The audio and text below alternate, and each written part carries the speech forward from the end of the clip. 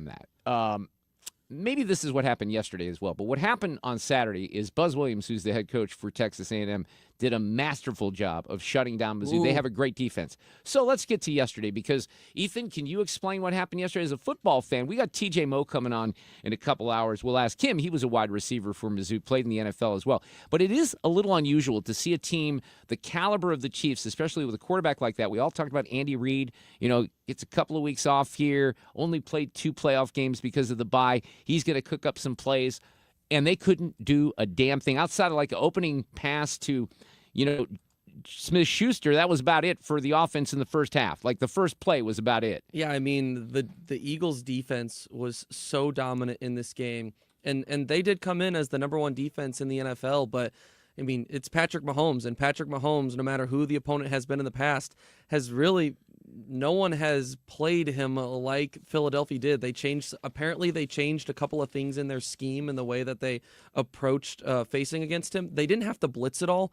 The defensive line destroyed the Chiefs' offensive line. Yeah. He had no time to throw, and when he did throw, because he was under pressure so much, he wasn't throwing accurately. The pick 6 was huge. They masterfully got to Patrick Mahomes, and they had no answers for that defense. No answers whatsoever. I kept waiting for halftime. I thought, they'll make adjustments at half and come back and dominate in the second half. But I was left waiting. When Jalen Hurts threw that interception late in the second quarter, I think at that point it was 10-0. I said, the Chiefs have 2.5 minutes that's their chance, to go down and score. They're getting the ball back. I said, this could be the game right there. I mean, this because we've seen it. We saw it last year from the Chiefs. That's how they beat. They flipped the momentum going into the second half, and they beat the Niners in that way. And that did not happen. No. The Eagles their defense just dominated. Well, I'd love to. Maybe they're going to come up with this particular figure. Let's segue here, ladies and gentlemen. Let's get to what you really want to hear about and talk about. Because I'd love to know the exact number of people that were watching that ridiculous halftime show, and they also knew the score, and they're like, we're done with this. We're flipping this off, and they never came back. I'd have to say it was tens of millions of people who did that. Now, when it comes to the halftime show, ladies and gentlemen, I warned you. I warned you about this because I didn't know, first of all, how they would handle the lyrics. I mean, he took the N-words completely out of the lyrics, which is ridiculous. I mean, artistically, isn't that what he's all about? It was, and I say this generously, it was the worst halftime show in Super Bowl history. And let me categorize it here just a little bit. One of the things that's going around with the lefties and the people that hate Trump today is the bigger message of the Super Bowl halftime show. I'll grant you there was a bigger message. Hating America is one of those messages, and we'll get to that here in a second. But I suppose where I would also come down is let's look at the last 12 or so. Beyonce, Bruno Mars, Red Hot Chili Peppers, 2014. You couldn't have just white dudes up there. You had to have Bruno with them. Katy Perry in 2015. Again, you got Missy Elliott there and Lenny Kravitz. You got to offset the whiteness. In 2016, Coldplay, too much white. Beyonce, Bruno Mars. Somehow Gaga got the stage in 2017. She fended off the attacks. I'm not sure how it happened. Justin Timberlake did the same thing, but then Maroon 5, Adam wasn't able to do that. He got Travis Scott and Big Boy. 2020, Shakira, J-Lo, Bad Bunny, J Balvin, Emmy Muniz. 2021, The Weeknd. 2022, Eminem. He's not really white. Dr. Dre, Snoop Dogg, Kendrick Lamar, and Mary J. Blige. 2023, Rihanna. 2024, Usher with Alicia Keys, Jermaine Dupri, Her, I like Her actually, Lil Jon Ludacris, and then this year with Kendrick Lamar and SZA. I think the SZA part might have been my favorite part because she actually sang and I detected a melody. But here's what's happening with the left today because they want to tell you how important this Super Bowl halftime show was. And I guess I would ask the same for the game. I don't know. Let's just think about entertainment, right? But here's the talking points that have gone out. So somebody tweeted this out. If you don't see and hear all the messages Kendrick just sent to America, I feel sorry for you. Number one, Samuel L. Jackson playing Uncle Sam, a.k.a. the House Negro. He played in Django, right? That's one of the messages there. Samuel L. Jackson warning Kendrick to play the game white America wants us to play and not be ghetto. Did you pick up on that? The Squid Game stage, that symbolizes the rich killing the poor. The dancers in red, white, and blue representing the American flag. The stage has also been, or it was a prison yard where his black performers harmonized while he rapped. Protecting black women like Serena Williams after the disrespect from Drake. And once again reminding Drake and America They not like us. Y'all, this is bigger than rap. And I would kind of grant you that was part of the purpose of what Kendrick Lamar did last night. But is that where you're supposed to be for the Super Bowl halftime show? I don't think it is. I just think you should maybe put on a show, be entertaining, see if people want to listen to the music. This is nuts, too. I don't think we can do this anymore. Wouldn't it be cool if you could see an actual musical instrument during a halftime show? Oh, that would be nice. It'd be nuts if you had something like that. Now, some people have said you have this rich musical history in New Orleans. Why can't you, do something with all of the history and sort of do a bit of a montage? Well, they've done that before because the Super Bowl has been in New Orleans before, so those ideas have been used. I just think here's where I am with the NFL, and I think we're gonna find this is turning in another direction. There's some great representations of that even from last night. If you track this, ever since George Floyd, they have been woke as hell. And racism on the helmets, and racism in the end zone. It's all about this. Now, some people have said, well, you want an international flair for this as well. Worldwide, they're looking at this. Kendrick Lamar is a guy that can have appeal beyond, this culture. I think a lot of these artists have followings worldwide, right? There's no doubt a purpose for what the NFL is doing. Is it to bring in younger people? Well, maybe. There's always marketing involved. I'm going to be the first to admit that I'm kind of demoed out on the old Kendrick Lamar stuff, right? But is that actually working? I mean, are people coming to the Super Bowl halftime show, Ethan, people of your age that don't really care about football? Like my kids, they don't care about football. Is that going to make them an NFL fan in one way, shape, or form? I don't think it is. Well, I can speak for I've heard a lot of people that do like Kendrick Lamar and were also disappointed with this halftime show, and a lot of it was because of, while some of the messaging and the little things he fit in there, some people would argue were interesting. It's not the purpose of the halftime show. I mean, you could count, lists and lists of songs that are way bigger than some of the ones he performed. It just felt like it was way too focused on one specific thing, and that thing felt like it was getting at Drake and a couple of those other things rather than this is the Super Bowl halftime show. Perform your biggest 10 songs and let that be it. And that's not what this was at all. I should have pulled the audio for this, but you can maybe put this into context. But there's a line in the song, and you heard it last night in Not Like Us, where because he's referring to Drake and he says A minor, and he's not referring to the musical note. He's referring to the fact that, he is a pedophile, right? So that's you heard thousands of people in that stadium saying A minor at the same time. Well, I don't know what the proper white folk rock band analogy would be for that. Like, let's say you had Chris Martin from Coldplay up there, and he's got some sort of deal going on with Adam Levine or someone like that. Or let's, say Brandon Flowers from the Killers, and he is alleging that he's a pedophile. By the way, I don't even know if Drake is a pedophile. I have no idea. I don't know the background to that. Maybe he's done some terrible things, right? But that song was prominently featured in this country 2 weekends in a row. The Grammys honored him for that song. They put him up on a pedestal, best song of the year, record of the year, song of the year. And then the Super Bowl halftime show piggybacked on that, gave him this platform to hate America and to take a personal vendetta out against Drake. I mean, that's a personal thing. That's what that whole song is about in the album. So that's fine. You can do that artistically. Why drag the rest of the country into your accusations about Drake being a pedophile?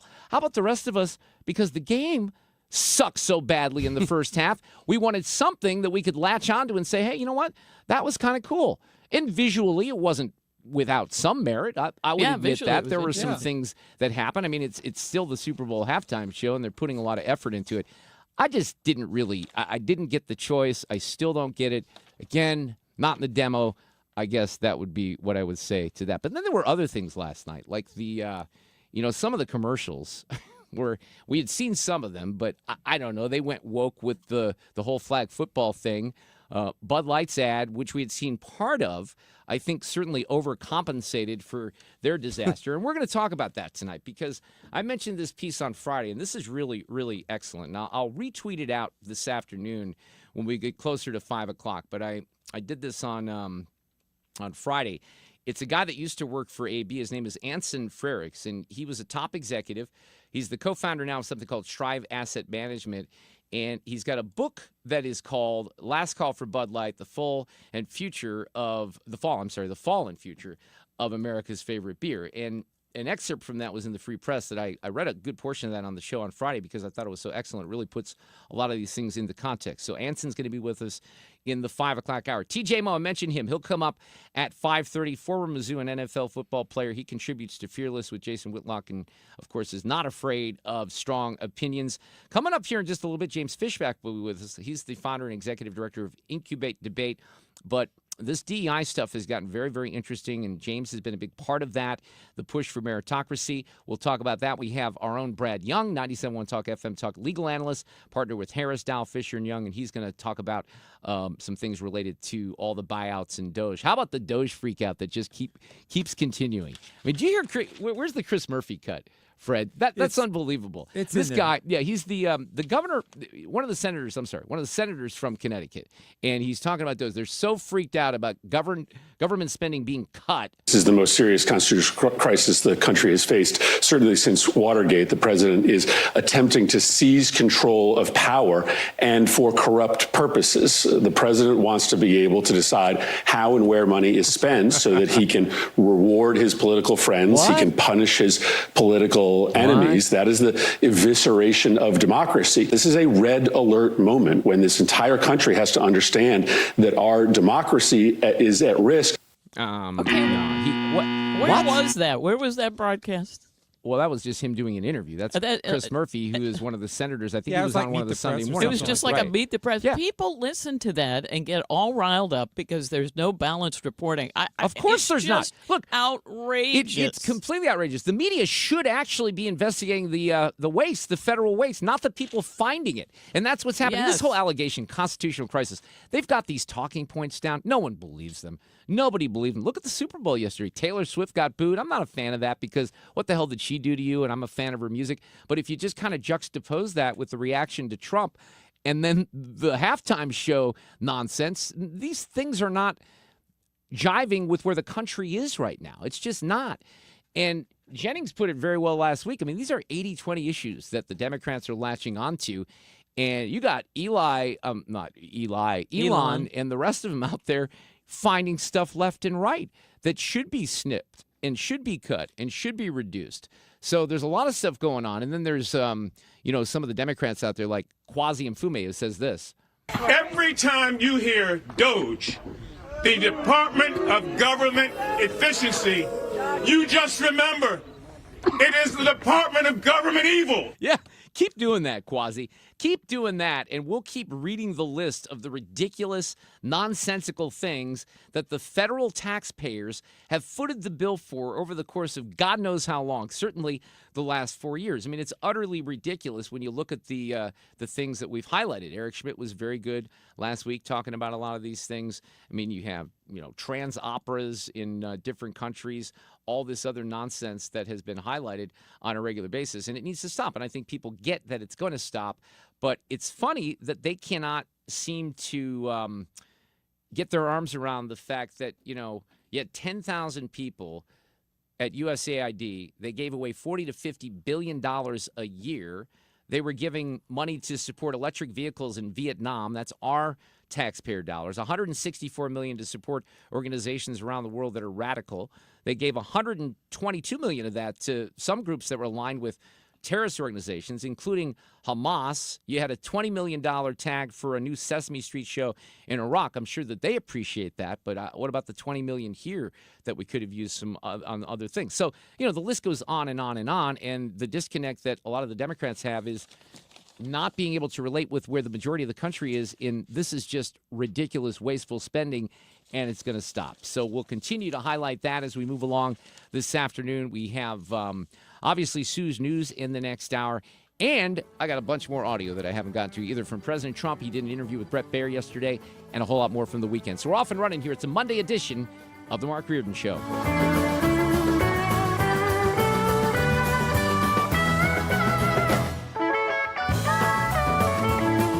Dependable traffic on 97.1 FM Talk. Well, we look okay in general on the roads. There was no traffic this morning. Well, it was really light. Accident reported now eastbound 44 at Vandeventer. Watch for that in the left lane.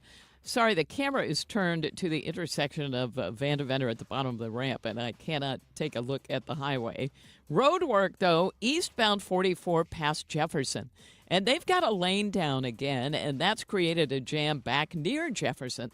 Southbound 55, slow pocket south of Arsenal, and that goes down through Rivas Barracks before it opens up and looks a lot better.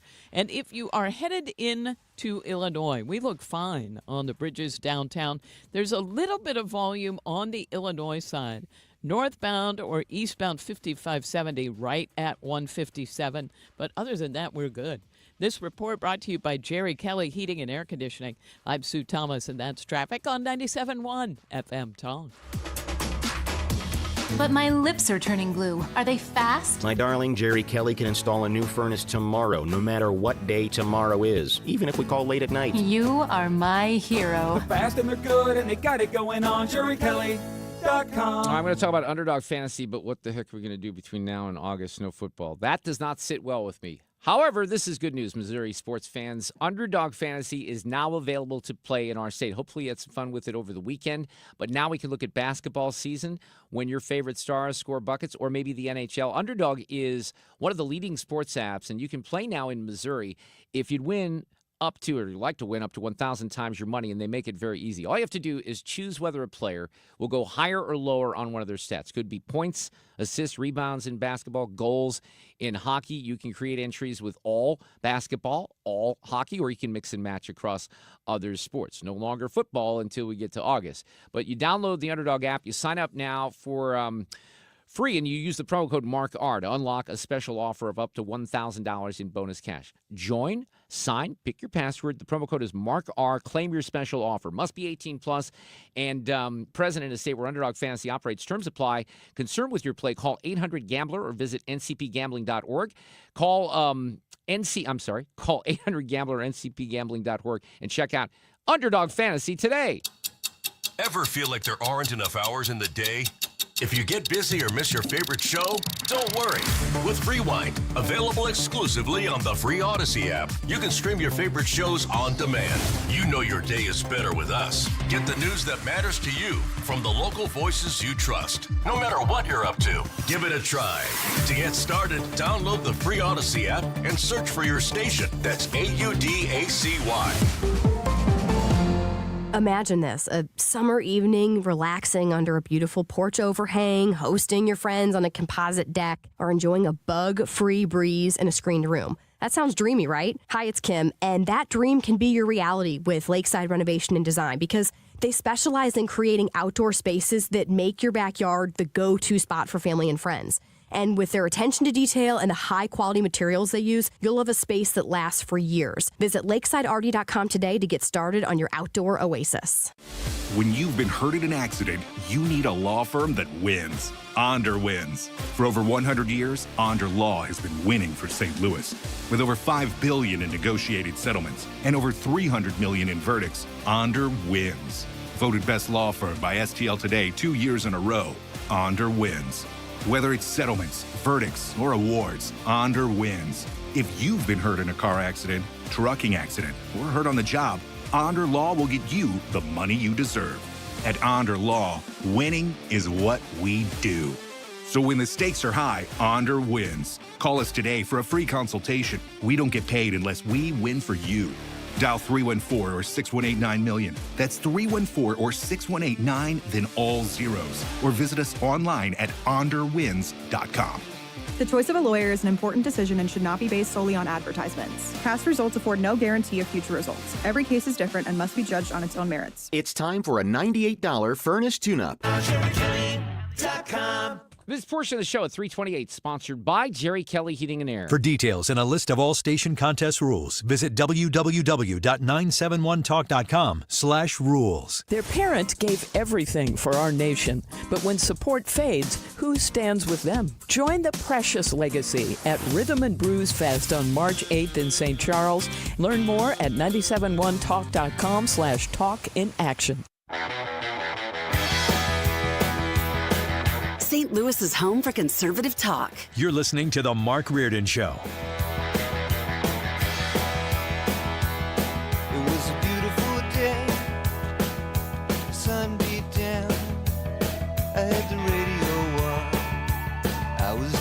I was kind of curious about this and wanted to toss this out for folks to chew on just a little bit. Look, I love going down to Cherokee Street to get authentic Mexican food. There's nothing quite like really good, authentic Mexican. It's not that expensive, and, you know, it's just really good. There was a place, my wife for a stretch here 15 years ago, this was around 2008, 2009. She's lived away a couple of different times in our relationship where she's worked on the road. But she was living in Chicago, Sue, back in that era, and I would fly up on the weekends or she'd fly back. And she lived near Lincoln Park, and there was a place right by an L station that was just a hole in the wall, right? And it had, I don't know, maybe 4 seats that were stools. You know, there was no big seating or anything Best like kind that. of place, usually. But the tostadas that place had were just unbelievable. Yum. Really, really good. So I have deep appreciation for authentic Mexican and the food I love. But here's the story from this week. Have you seen how there's going to be a little bit of protest and there's going to be a Week Without Immigrants initiative? Have you heard about this? I have not. Okay, so this is more than 25. I'd like to get this guy on the air. I'm very curious about this. Here's the story from Channel 4. Many St. Louis area staples will be closed for a week as a form of protest against President Trump's efforts to mass deport undocumented immigrants. Leading the charge here is Antonio Garcia. Antonio is the owner of La Tejana Taqueria in St. Anne. And he says, according to Channel 4 here, that at least 28 Hispanic-owned businesses have joined the initiative, A Week Without Immigrants. So what he said was, I could probably pull audio of this, but here's the quote. Our community is scared. We're trying to make an impact to show everyone that we count. We're valuable. Show what we brought into the United States or we bring in as a community. As Hispanics, we want to show we're not all bad people. Hang on here. Who said you were all bad people? No one. There's nobody in MAGA world, Trump, whatever you want to call it. There's nobody that says you're bad people. Are there racist idiots out there when it comes to all races? Yes. Okay, let's just accept that and move beyond it here. But there's a big difference. This is where I don't understand. This is why I'd actually like to have Antonio Garcia on. And it's a genuine invite. And I told Fred to try to book him. We'll see if we can get him. Why can't you understand the difference between illegal and legal immigration? Because it's really not that hard. Now, my point to Antonio might also be this, because if the message that they are sending right now is that we can't operate here in the St. Louis area because you're going to shut down our restaurants because you're going to deport all our workers, I suppose my question would be, are all your workers illegal? I mean, is everyone that is working at the 28 businesses that are shutting down for a week, which seems just idiotic when people, I guess they're going to pay the people, but really, you're doing that well as a business here in St. Louis that you can close down for an entire week? Wow, that just seems, yeah. Wow. Good luck with that. But, I mean, this is what I said on Twitter, too. If this indicates that most of the folks down on Cherokee Street or St. Anne or wherever, they're not legal, well, I guess I would say good riddance. The rest of us will figure it out because that's not a sustainable model in, this country moving forward. And if that's how you've built your model, I don't know, I don't know what to tell you. Now, this woman would say this. I can't wait until American women can't get blueberries for their smoothies. I can't. Yeah, maybe that's happening. Maybe that's exactly what's happening right now is you have, all these migrants, they're not picking blueberries. They're not going to be working at the restaurants. What in the hell are we going to do? There's no way. The world is basically going to shut down with all this stuff. Now, Doge has been brilliant. And one of the things that's happening right now is, we've been talking a lot about the situation with this organization that no one's ever heard of, which is USAID. We started talking about that a week ago, but now they're going after some other big departments, including the Office of Management and Budget, and the Consumer Finance Protection Bureau is maybe in its sights as well. And there's a guy by the name of, what's his first name here? Because he's the new Treasury Secretary. I should know this. His last name is Vaught, Russ Vaught. So he went through the confirmation hearings. You didn't hear much about him for his directorship of the Office of Management and Budget. So he's actually a Democrat, believe it or not. I don't know if you heard about this, but Trump has picked a couple of different Democrats. So he went to Wheaton College. It's a Christian college, Wheaton, Illinois. It's where John Belushi grew up, if I'm not mistaken, right up there on the North Shore. It's a Christian college in the Western Burbs. And it has a great reputation, but over the weekend, this is what they said because of Russ Vaught. Again, he's a Democrat, right? Wheaton College congratulates and prays for 1998 graduate Russell Vaught regarding his senatorial confirmation to serve as White House Director of the Office of Management and Budget. Congratulations, right? Alma mater saying, man, we're kind of proud of you. You're in this big position here. Slight problem. The alums did not like that at all because even though it's a Christian college, and they even said that they're praying for him in the tweet, you can't pray for someone that the woke mob comes after, Sue. That's not acceptable. So when the woke mob came after you by Friday afternoon, they decided to pray for somebody else. Because here's what the message said. Immediately after, you had them sending congratulations out to Russ Vaught. And by the way, our own Senator Schmidt highlighted this in a tweet that he sent out a couple of days ago. So here's what it said. On Friday, Wheaton College posted a congratulations and a call to prayer for an alumnus who received confirmation to a White House post. The recognition in prayer is something we would typically do for any graduate who reached that level of government. However, the political situation surrounding the appointment led to a significant concern expressed online. It was not our intention to embroil the college in a political discussion or dispute. Our institutional and theological commitments are clear that the college as a nonprofit institution does not make political endorsements. Wheaton's college focus is on Christ and his kingdom. So let's be very clear here about what happened. They didn't want to bend the knee to Trump, so they caved into the progressive mob, right? Because that's kind of interesting, and it's sort of ridiculous. Now, here's the other thing they did, and this is somewhat confusing. They removed the tweet announcing the removal of the previous tweet. So it gets a little confusing because then Hillsdale College goes on there. He also went there and says, trigger warning, we will not be deleting our earlier post congratulating Russ Vaught. So that's where we are in this country, that somebody now, I would make the case, Sue, that if Russ Vaught or anyone else was nominated by Kamala Harris, by Joe Biden, by Barack Obama, you wouldn't be pulling that down. There's not a chance that you'd pull that down, right? But in this particular situation, they decided that it was too hot. Now, the more important question here is what's going to happen with the finances related to this particular office, because I think Russ Vaught is kind of on board here with doing something about the waste. And he said, pursuant to the Consumer Financial Protection Act, I have notified the Federal Reserve that Consumer Finance Protection Bureau will not be taking its next draw of unappropriated funding because it is not reasonably necessary to carry out its duties.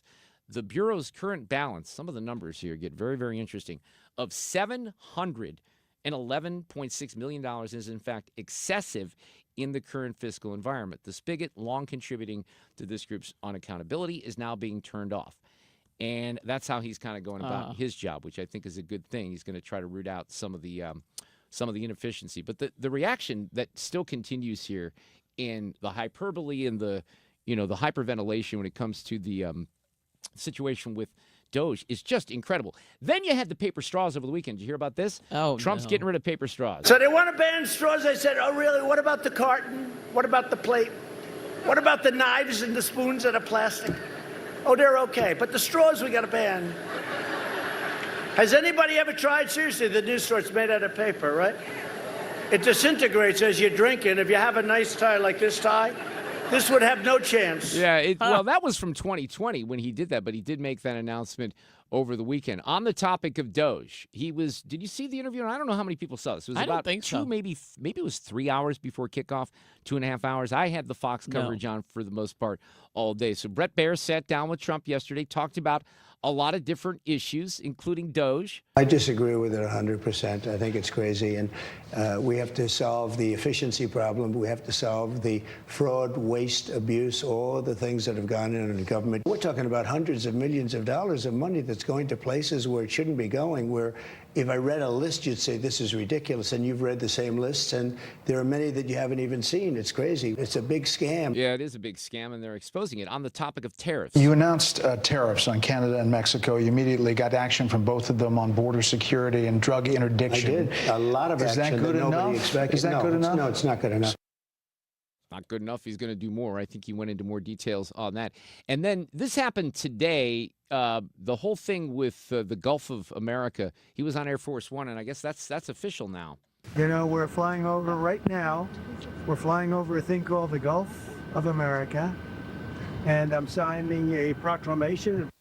All right. We'll have a little bit more of that audio as we move on here this afternoon. One of the things I want to talk about this week, we'll have Kilmeade probably on the show on Wednesday, is Brian's coming back here to St. Louis, and this is going to be here before you know it. It's March 22nd. It's a Saturday night. We have tickets to give away all week long. You'll get a pair of tickets to see Brian, and there are VIP tickets available. If you don't win, you should be inspired to do that. I actually went online here today. I almost sent him a message yesterday, Sue. I said, look, if just the interest that I have from friends and family members in this show is any kind of symbol, it's going to sell out. And I went on the factory just because I wanted to see where the seats were. There's a lot of seats that are sold already. There's not a ton that are open throughout that venue, and I think they open more. So let's give you a chance right now. If you want to be call number 5 on the contest line, Ethan will, if he's paying attention to me and he knows this, answer your call, 314-241-9797, 241-9797. You're a winner. You'll head to Brian Kilmeade on the 22nd of March. It's going to be a great, great night at the Factory in Chesterfield. We have tickets to give away every day this week.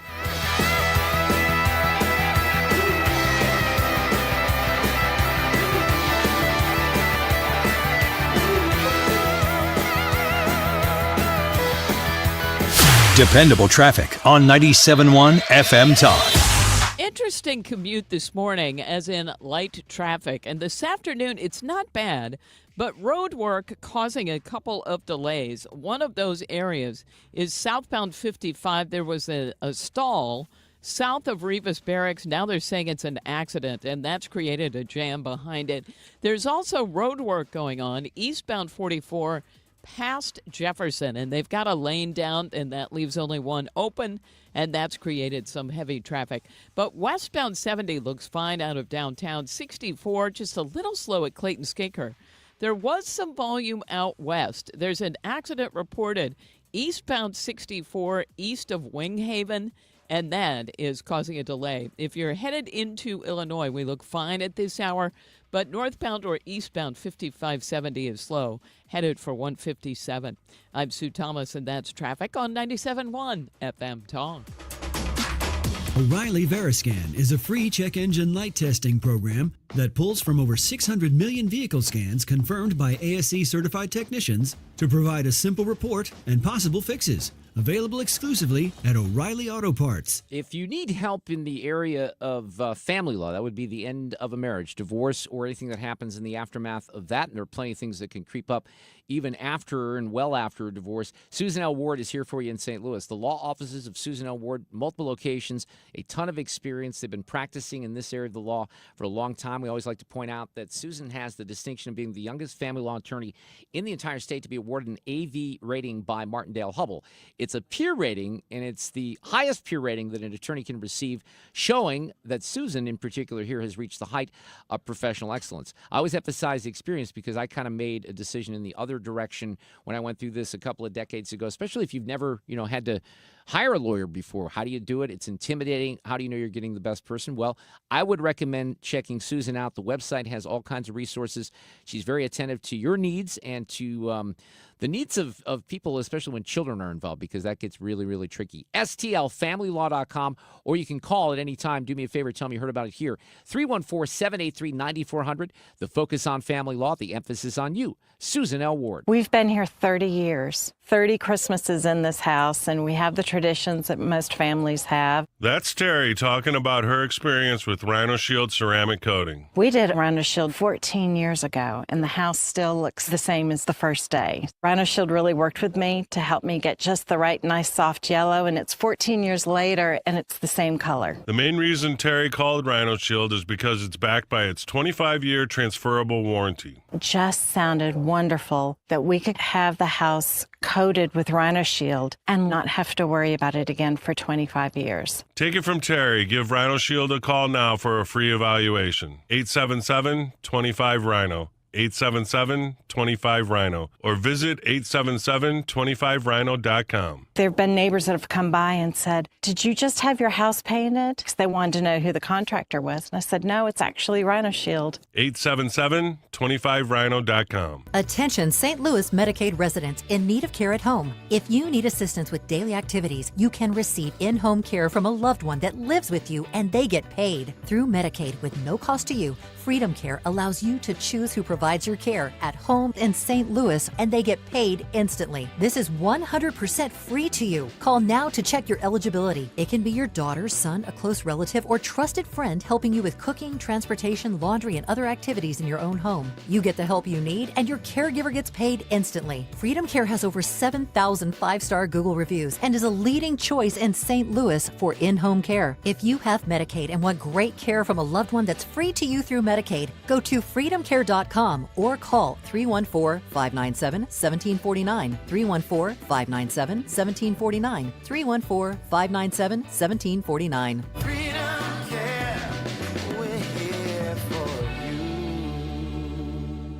The Mark Cox Morning Show. Tuesday, Michael Butler wants to be the next mayor of St. Louis. We'll ask him what he would do differently at 8:08. The Mark Cox Morning Show, weekdays from 5 to 9, right here on 97.1 FM Talk.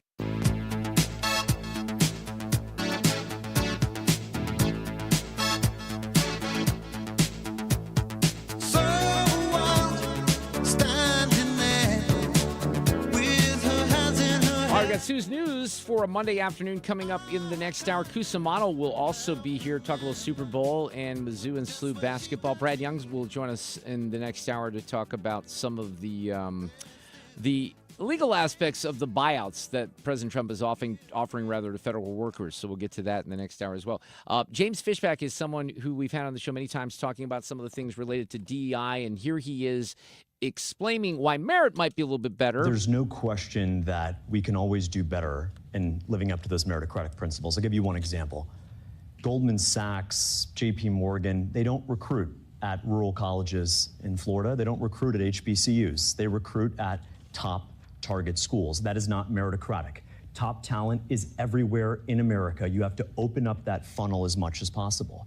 And so a true meritocracy, what it says, Aisha, is that the person will be hired based on what skills, talents, and abilities they possess, nothing more. There is no question that Americans from all walks of life can rise to the challenge and get hired. Well, wait a second here. That sounds problematic because doesn't it sound to you like what James is trying to do there is designed to abolish the alphabet mafia and their employee communities and replace them with equivalent Christian groups?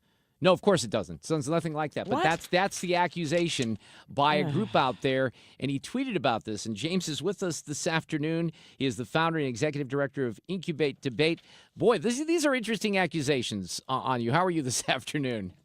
I'm doing good, Mark. How are you? Welcome to the Golden Age. Yeah, no kidding. And by the way, on this front, on the Golden Age front, did you see the Anson Frericks piece, the guy who used to be with Anheuser-Busch InBev that was in the Free Press?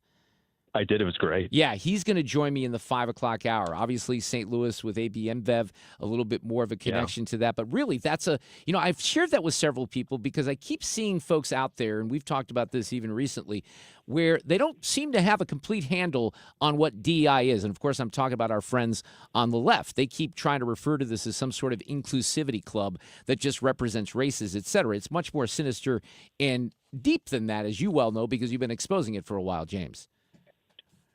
Yeah, I've been fortunate enough to be in this fight, and I'll tell you, the jig is up, right? We are sick and tired of the DEI and the alphabet mafia weaponizing Americans against one another. That young black girl who asked me an excellent question, she had consumed the Kool-Aid at her university, thinking that, well, if we get rid of DEI, she won't be able to get a job. Here's the truth. She is plenty smart, plenty qualified. So many black Americans and white Americans and Hispanic Americans are plenty qualified. They don't need a DEI cheat code to get a job. And to say that they do, Mark, is a form of racism. I agree. Black Americans, white Americans, we can get our jobs on our own. We don't need a handout or lower standards. And so let's go to the merit system, as President Trump has said time and again, and we are doing that. And that's why we're in the golden age. So what is this allegation in the tweet that you sent out there? It's at the Critic magazine. What is that publication that's accusing you of trying to abolish the LGBTQ plus employee communities and replace them with Christians in your effort here for meritocracy? Well, the Critic magazine is a woke liberal rag from the communist republic known as the United Kingdom. And they felt that me advocating for meritocracy, as I'm doing as at Azoria, my new investment firm, that somehow means you're trying to eradicate gay people and replace them with church-going Christians.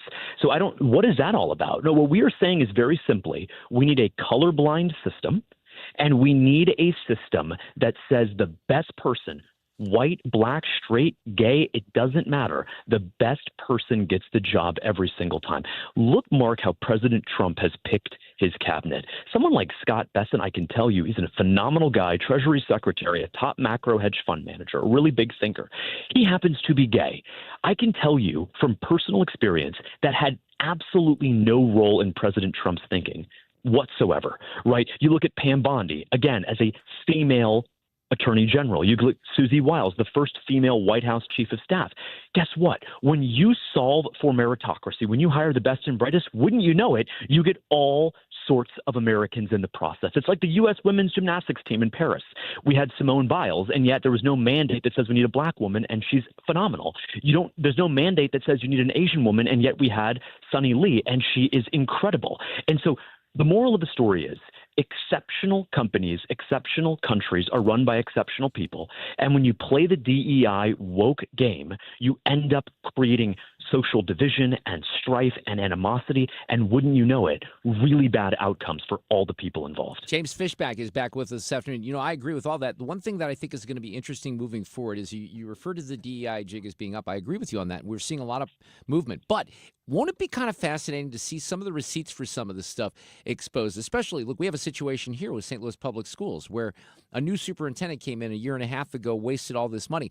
A lot of that was contracts for this anti-racism DEI nonsense. And that's been going on. I mean, talk about a scam. Some of these folks are going to have to find a new thing to do, maybe working at the Walmart as a greeter or something like that, because this is going to dry up to a certain extent, isn't it? Yeah. That's a good thing, by the way. It's like the kids in the movie Holes, right? They lost their jobs. What did they do all day? They just dug holes.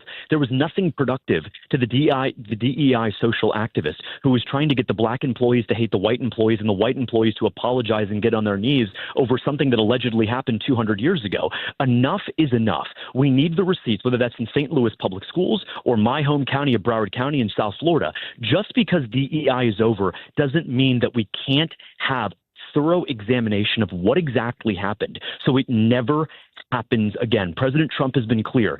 DEI isn't just over. It is dead. And we can never, ever go back to judging Americans on their skin color and weaponizing that to create social division. Hey, have you seen, I know that you probably have, but I can't tell you how frustrated I am. Like a couple of weeks ago, I'm listening to, whether it's Dana Bash or somebody else, Caitlin Collins, I think in this particular case, doing an interview about DEI. Not really, James, I'm just telling you, I don't know if she's just making it up or lying or acting ignorant. They don't have a concept really of what the whole thing is about. I mean, I'd recommend if they don't like you or they don't like me or other people, how about go to the New York Times and just read that piece on the University of Michigan? That would be pretty eye-opening for Caitlin Collins or someone like that. Maybe they'd have a better understanding of it. Yeah, the problem with Caitlin Collins and Jim Acosta is that they're either misinformed, uninformed, or chloroformed. They strawman this DEI argument to be anti-diversity. Look, DEI is not anti-diversity, just like being anti-arranged marriage is not being anti-marriage. We want diverse people so long as we are not forcing that outcome. And guess what? When you eliminate this Black pathways and Asian pathways and Latinx pathways for a particular job, and you just say, look, the top 100 people who apply are going to get the job, wouldn't you know you're going to have some really nice diversity incidentally from that. And so what I would say is that we've got to do our own thinking. We've got to look at this and say, don't let people strawman DEI into meaning that you're anti-diversity, that if you're against DEI, you're somehow a white nationalist. No, if you're against DEI, you are for equality, and equality is what America was built on. So I love this. I should have pulled the audio from your Twitter page, and I could still do that for later in the show. I love this soundbite. You're on with Will, I think, over at Fox, and here's the quote from James Fishback. Under the Biden-Harris regime, there was an anti-American subculture that canceled the science fair in favor of the drag queen story hour, forced colleges to spend more time teaching microaggressions than microbiology, and taught kids that Cardi B is a role model and that Thomas Jefferson is a racist. That is a great soundbite. I should have had the bite, but I love that quote, James Fishback, and you nailed it there. Thank you, Mark. Thank you. And it's true, though. I mean, look, the Biden-Harris regime is gone. We're going to learn the mistakes. We're going to learn the history of what happened there. But the truth is, President Trump is right to set us on the course for the merit system. The golden age is preconditioned on merit. It's time to stop uplifting people like Cardi B and Kendrick Lamar. They are not our role models, whether you're black or white. These people have absolutely nothing to be proud of. Our role models, I'm sorry, are Thomas Jefferson, Christopher Columbus, Andrew Jackson, Rosa Parks, MLK, and President Donald J. Trump. Don't get me started on the Super Bowl halftime show because it was revolting, and you're absolutely right about that. James, keep on him. Thank you so much for getting on here with me this afternoon to highlight this. Thanks, Mark. God bless. I appreciate it. He's one of the heroes in all this DEI stuff. He's been working on it for a long time, and he's been a guest for the last few years because even when it wasn't in fashion to criticize DEI, we were criticizing DEI on this radio show. Okay, we got 1 hour almost in the books here. In the next hour, we'll have, I think I have a little bit of something I was going to cover right at 4:07. Sometimes I keep it light for that. Brad Young will be here after Sue's News to talk about the legality of President Trump offering some of these buyouts to federal workers. We got Cusumano coming up in the 4 o'clock hour as well. And then Anson Frericks, I really want you to hear this. I posted this on Twitter over the weekend. I've shared this article with many friends as well. He is a former top executive at Anheuser-Busch, was there when Carlos Brito and the gang took over, and really chronicles the DEI nonsense that happened over there, obviously culminating with the Bud Light fiasco, which, believe it or not, was 2 years ago almost. That was like 2 years ago, March of 2023. So Anson's going to be here in the 5 o'clock hour, plus TJ Moe to talk about the Super Bowl and all the ads and the nonsense, and an audio cut of the day. It's all coming up.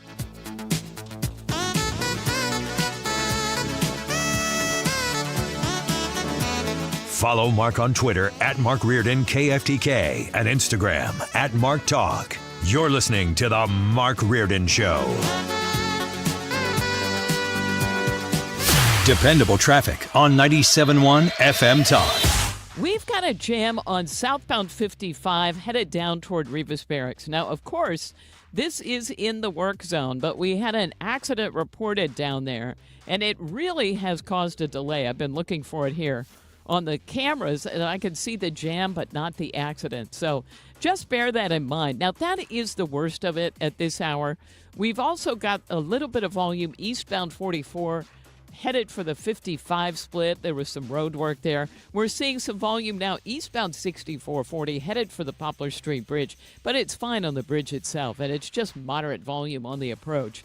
Westbound traffic is slow, and that's mainly Hampton out through McCausland, but there was an accident eastbound 64 just east of Winghaven that's caused a delay out west. Now, not a ton of people going eastbound at this hour, but if you happen to be one of those, expect a delay. It, by the way, is blocking the left lane and the right shoulder. I'm Sue Thomas, and that's traffic on 97.1 FM Talk.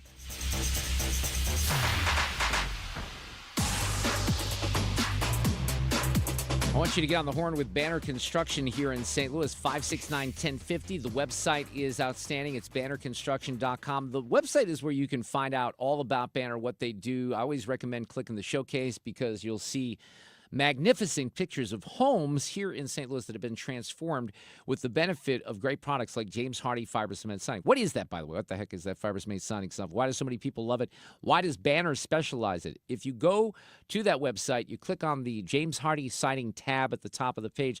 There's even a video that you can watch that really talks about how great the product is, how you can eliminate repetitive maintenance costs, and how right now you can get on the horn with Banner Construction and talk about a big project. It is a free design consultation.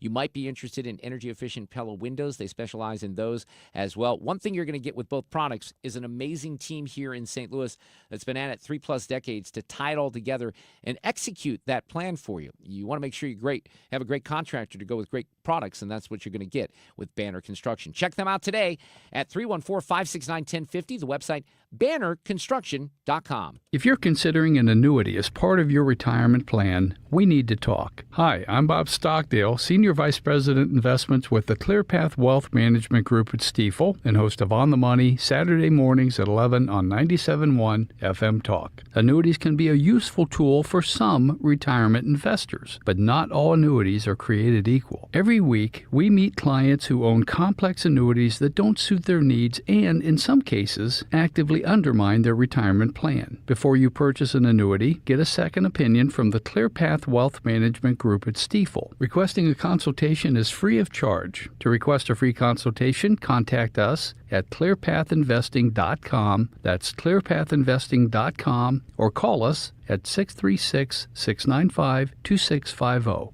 That's clearpathinvesting.com or 636-695-2650. Stifel Nicholas and Company Incorporated, member NYSE and SIPC. Americans love using their credit cards, the most secure and hassle-free way to pay. But D.C. politicians want to change that with the Durbin-Marshall credit card bill. This bill lets corporate megastores pick how your credit card is processed, allowing them to use untested payment networks that jeopardize your data security and rewards. Corporate megastores will make more money, and you pay the price. Tell Congress to guard your card, because Americans lose when politicians choose. Learn more at guardyourcard.com.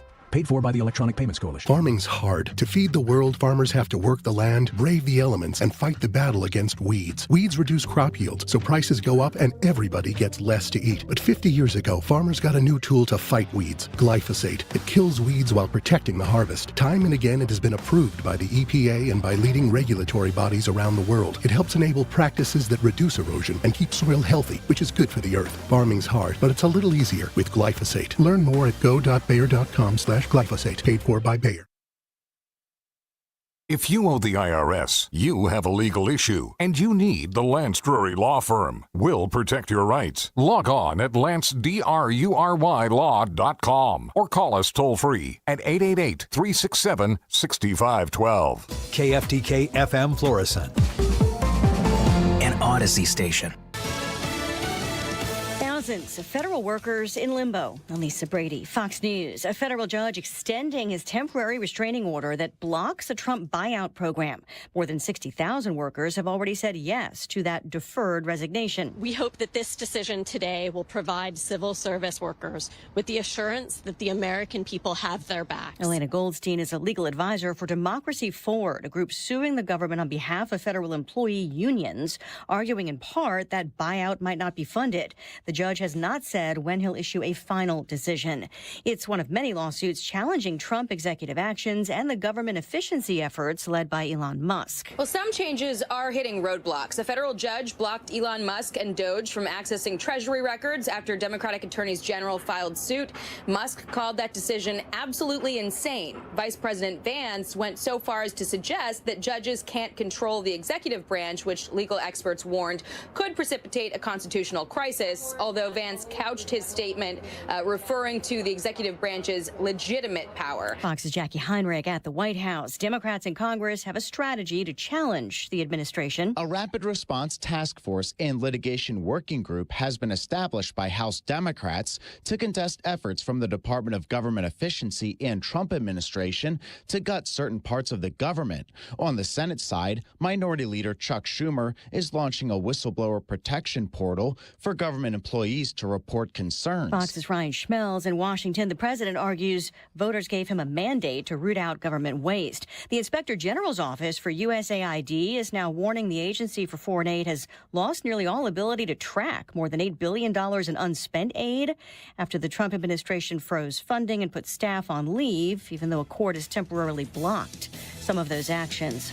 America is listening to Fox News.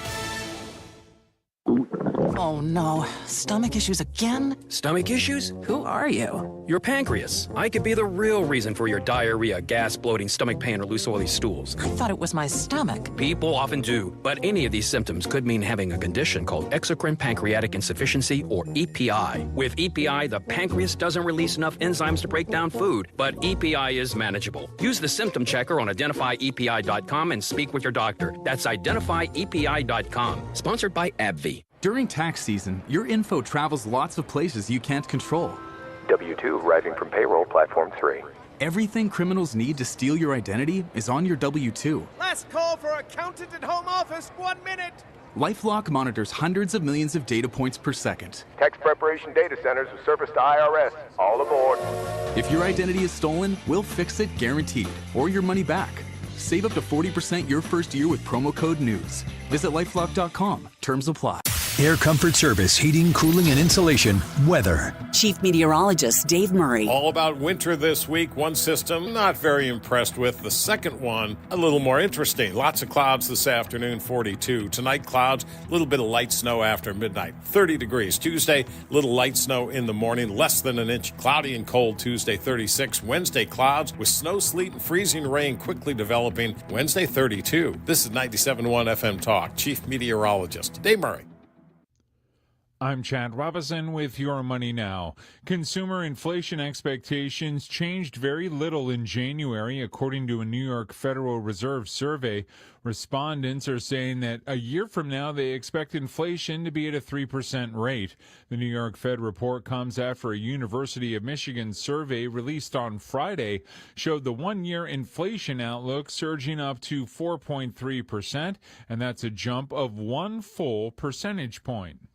On Wall Street, in the first trading session of the week, stocks were higher, with the Dow gaining 167 points. The S&P 500 grew by 40, and the tech-heavy Nasdaq was up nearly 200. Leading up to yesterday's big game, it was a quiet winter weekend at the North American box office. DreamWorks' animation's Dog Man came out on top, snagging $13.7 million in ticket sales. U.S. crude oil futures for March rising 2% above 72 a barrel. That's Your Money Now. If you're living with dry age-related macular degeneration or dry AMD, you may be at risk for developing geographic atrophy or GA. GA can be unpredictable and progress rapidly, leading to irreversible vision loss. Now there's something you can do to slow it down and get it going slower. Izervay is proven to slow GA progression. Izervay gets GA going slower. Izervay or avacincaptad pagel is a prescription eye injection used to treat GA. Don't take it if you have an infection or active swelling in or around your eye. Izervay can cause eye infection, retinal detachment, or increased risk of wet AMD. Izervay may temporarily increase eye pressure. Your vision may be impaired after an eye injection or exam. Don't delay. Ask your doctor about Izervay today. Izervay gets GA going slower. Visit Izervay.com. That's I-Z-E-R. This hour of the Mark Reardon Show is sponsored by Gamma Tree Experts. Your trees deserve the best care. Call Gamma Tree Experts. All right, we have Sue's News for a Monday coming up here. I just happened to see, I'm going to talk about the Gelman team here in St. Louis, and I happen to see their newsletter because I get it every, I don't know if they send it out weekly or bi-weekly, but Mark and Neil just sent it out. It's like the market update for January, and what they're seeing is an increased level of active listings, some new listings on the market, a lot of sellers getting their homes ready, and the spring market is kicking in right now, and there's high demand for great homes. Homes priced right, prepared for sale. They're selling at a premium. Are you pricing it right? Are you preparing it right for sale? That's what you're going to have to find out with Mark and Neil at the Gelman team. If you need to sell your home right now, I would recommend getting with them as soon as possible. You can call 314-336-1991. TheGelmanTeam.com is their website. And you can even go online right now. At the top of the page, you'll see how much is your home really worth. Find out for free. You click that. You can fill in your information. They won't sell your information. They'll keep it, though. If you need to sell your home, you need to find another home, they'll have that information. They'll go to work for you. So go to thegelmanteam.com today with eXp Realty and check out what they're talking about. We're going to probably get Mark on this week just to talk about the current situation with real estate. It is constantly changing. It is a challenging market, but not impossible to get top dollar if that's what you're looking for. They also have options for instant cash offers. Check out the Gelman team at thegelmanteam.com. This is Todd Nissenholtz of Kaufman Townsley. When I tell people who get in a crash, call a lawyer, but I often hear, I'm not the suing type. Listen, there are all types of people. Personally, I'm not the getting screwed type. If you're not the getting screwed type, call my firm, and we'll make sure that doesn't happen to you. Call Kaufman Townsley. Real people, real results. 314-500-5000. That's 314-500-5000. You've been listening to the very popular Wellness One for many years, Saturdays and Sundays on 97.1 FM Talk. We're happy to share that we've expanded the show to 4 times a week. Yes, 4 times every weekend. Saturday at 10 a.m., Saturday at 8 p.m., Sunday at 9 a.m., and Sunday at 2 p.m. It's the same great show designed to cut through the nonsense and provide you a common sense, science-based strategy for a healthy life. So join TJ and Aaron for Wellness One. Now 4 times a week on 97.1 FM Talk.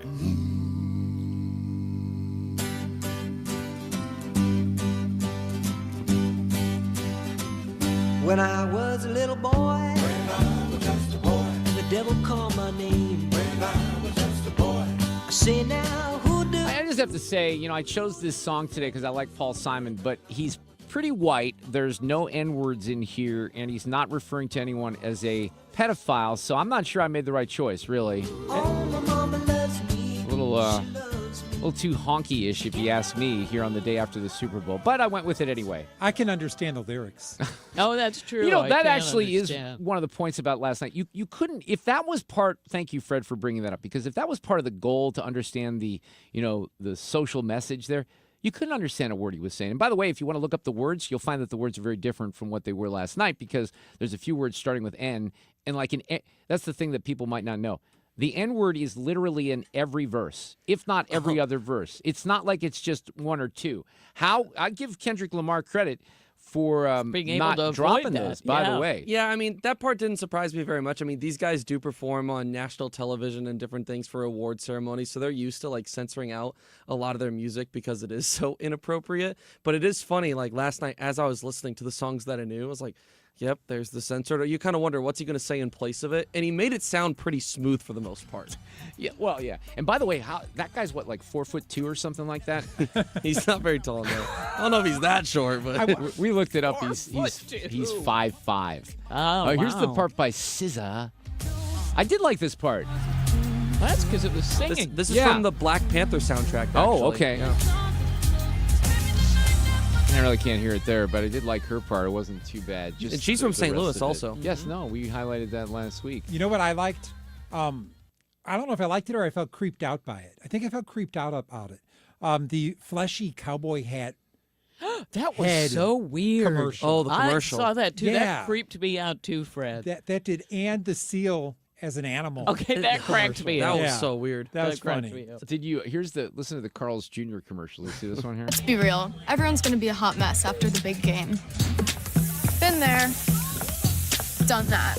And I've got just what you need to cure that post-party bug. The Carl's Jr. Hangover Burger. Egg, double bacon. Yeah, you need that double bacon. Charbroiled beef, hash browns, cheese, and sauce. Yep. Just the way I like it. So that commercial features It's free. a social media star by the name of Alex Earl, who is super hot. And what's funny is she's the niece of one of my friends, one of my wife's friends from Milwaukee. And I don't really understand. I always ask, do you know who she is, Ethan? I don't know. Okay, because most younger people know who she is. Really? Okay. Yeah, because she's got, millions of followers online. I think she's really kind of only popular because of Instagram. She's also married to a guy on the Dolphins. I can't remember his name. That probably helps. Yeah. No, but I mean, I don't think that's what made her. She was famous on her own. Huh. Big following. It's fascinating to me. And look, I'm an old media guy. I don't really understand sometimes how that happens, but they put her in a commercial last night. When you're pretty, it does a lot of things for you on Instagram, depending on what you post. I understand that. So we have a storm that's heading our way, but I wanted to mention this, and maybe we can get Dave Murray on either tonight or tomorrow. We're having trouble getting a hold of him. Maybe the reason we're having trouble getting a hold of Dave is because what's happening in California. Have you heard about this river storm at all? No. So this is the LA Times this morning. I always go there. It's how I kind of was on the cutting edge of all the fire stuff, which seems like it was a year ago. But a major atmospheric river storm, strong enough to potentially rival some of the extreme storms that have walloped Southern California in recent winters, is barreling toward the coast, raising the specter of damaging landslides and flooding across the weekend. The region, not the weekend. Oh, it's my gosh. going to reach California on Thursday or Friday. They say it's the strongest storm of the winter so far. It threatens to drop large amounts of rain. They say 2 to 4 inches along the coast and 48 inches in the mountains and the foothills. That would be a problem because of the fires. Yeah. Right? So I guess there's a 60% chance of rainfall of that magnitude in Santa Barbara and San Luis Obispo, a 40% in Los Angeles and Ventura counties. But the chances have increased, not decreased. So they're a little worried about this particular storm. If we do get Dave on talking about our winter storm, best we can determine right now, a little bit of light snow maybe overnight into tomorrow. And what I saw earlier today is snow and ice potential south, well south of St. Louis tomorrow. But then Thursday is maybe where we get a little bit more significant snowfall. Now, some of that has ranged from 3 to 5 inches. Wait, to, Thursday or Wednesday? No, Wednesday. Did I Yeah, say Thursday? yeah, Wednesday. yeah. Yeah, Wednesday is when it's going to hit. But then, the question would be, how much would we get around here? Originally, I saw 3 to 5. Then I saw 1 to 3. Then I thought I saw 3 to 5 coming back. You're saying you're not seeing as much? Oh, my gosh. Now they've changed it again. What does it say now? 1 to 3. Okay. It was under 1. Oh, my gosh. 3 to 5, 1 to 3, under 1, now back to 1 to 3. And this is just National Weather Service weather app? Uh-huh. Okay. And let's not forget that because this is St. Louis, the heart of the Midwest, there's a chance that we get nothing. That's true, too. Well, there is. There is, but there's also a chance that we get more than nothing. You're right, and that is just as likely. Right. So I just, look, I'm trying to everybody tries to make plans, right? You got kids, go to school. My daughter's already planning on not having school. I'm supposed to head to mid-Missouri on Wednesday. I told Alexa this morning, I'm like, if you don't have school, I'm going to be so pissed. If you don't have school Wednesday, Thursday, Friday, because it's not going to be one day. If it snows 3 to 5 inches, they'll have it closed for the rest of the week likely.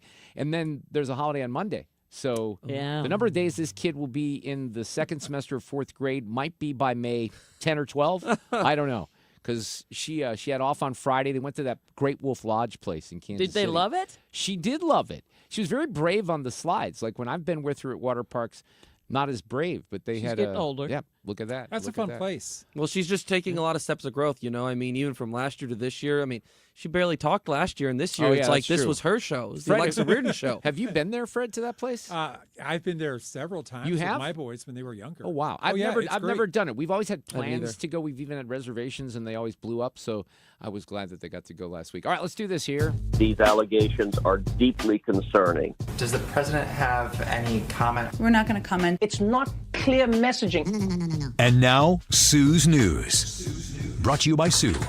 On this day in history, Hang on, I turned your mic down instead of the music. That was Monday board error on the host's part. Sorry about that's that. okay. We will get to Super Bowl stuff, but I'm starting here because it's music. And in 1978, Fred, Van Halen's self-titled debut album was released. It contains all kinds of stuff like this.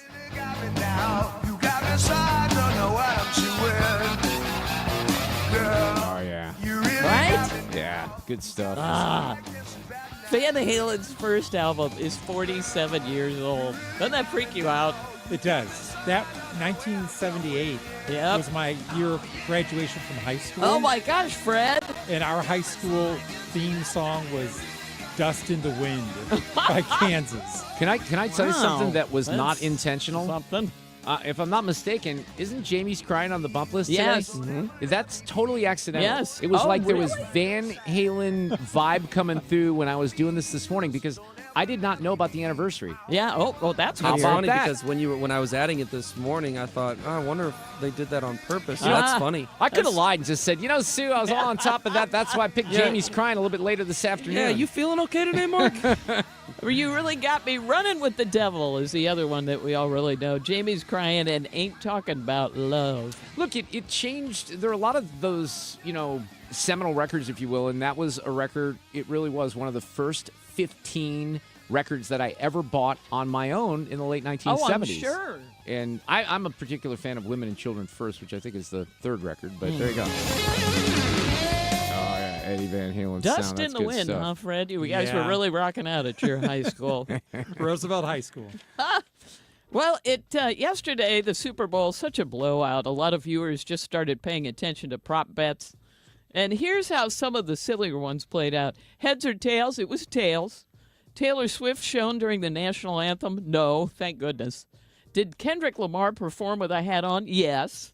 Did he mention Drake? Yes. What color was the Gatorade? Well, we all know because they did it so early. 3 minutes left. Yes. 3 minutes left. I couldn't believe it. Ethan, I couldn't criticize that. I would have been okay if they did it with 3 minutes left in the first half. I The game would was over. have to.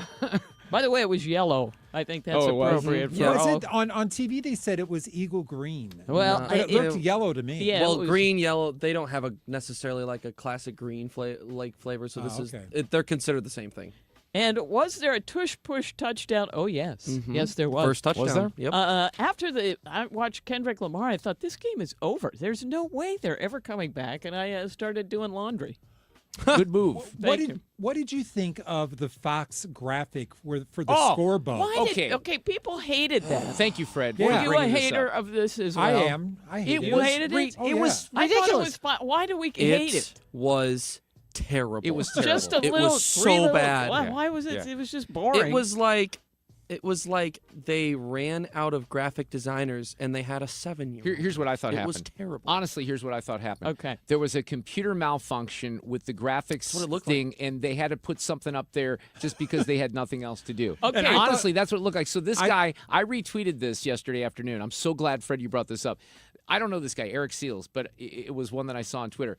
Have you or a loved one been victimized by the ugly Fox graphics package during the Super Bowl? You may be entitled to compensation. And he said, what the hell? It's like graphic from Madden 95 on PlayStation. Okay, Yeah, it was weird. The graphic that opened the Super Bowl with all the, the here we are, Mardi Gras, blah, blah, I thought that was horrendous. But I didn't mind. I could read it. I don't see why everybody's having a heart Maybe it was attack. for those of us who have reading glasses, because I could read it too. Yeah, see? But it was unnecessarily large, I guess I would say. You know, I started fast on Twitter yesterday with the game, and then I slowed down very quickly. My first tweet was, "What the hell is this Fox Sports score bug?"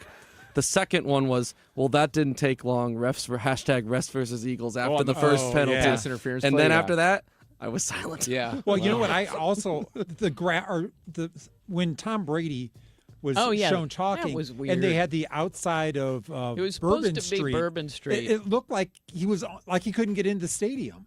Oh, it was just, I think I missed that weird. part. I Yeah. thought anytime he talked with the whatever, what's the guy name that was with him? The broadcaster? Yeah. Kevin Burkhardt? Yeah, when they were in that, and it's trying to look like Bourbon Street, I just thought it looked cheap. Oh, you're talking. Yeah. You're talking on the I saw backdrop. that. Right, Yeah. the backdrop. Oh, Yeah. okay, I'm with you. It looked like they were stuck outside. Okay, interesting. Yeah. No, you're right. I did see that. That was odd. It was makes weird. It did look visually. funny. Yeah, it Yeah. did look a little funny. According to an annual survey, an estimated 22.6 million American workers planned to miss work today. Super Bowl Monday.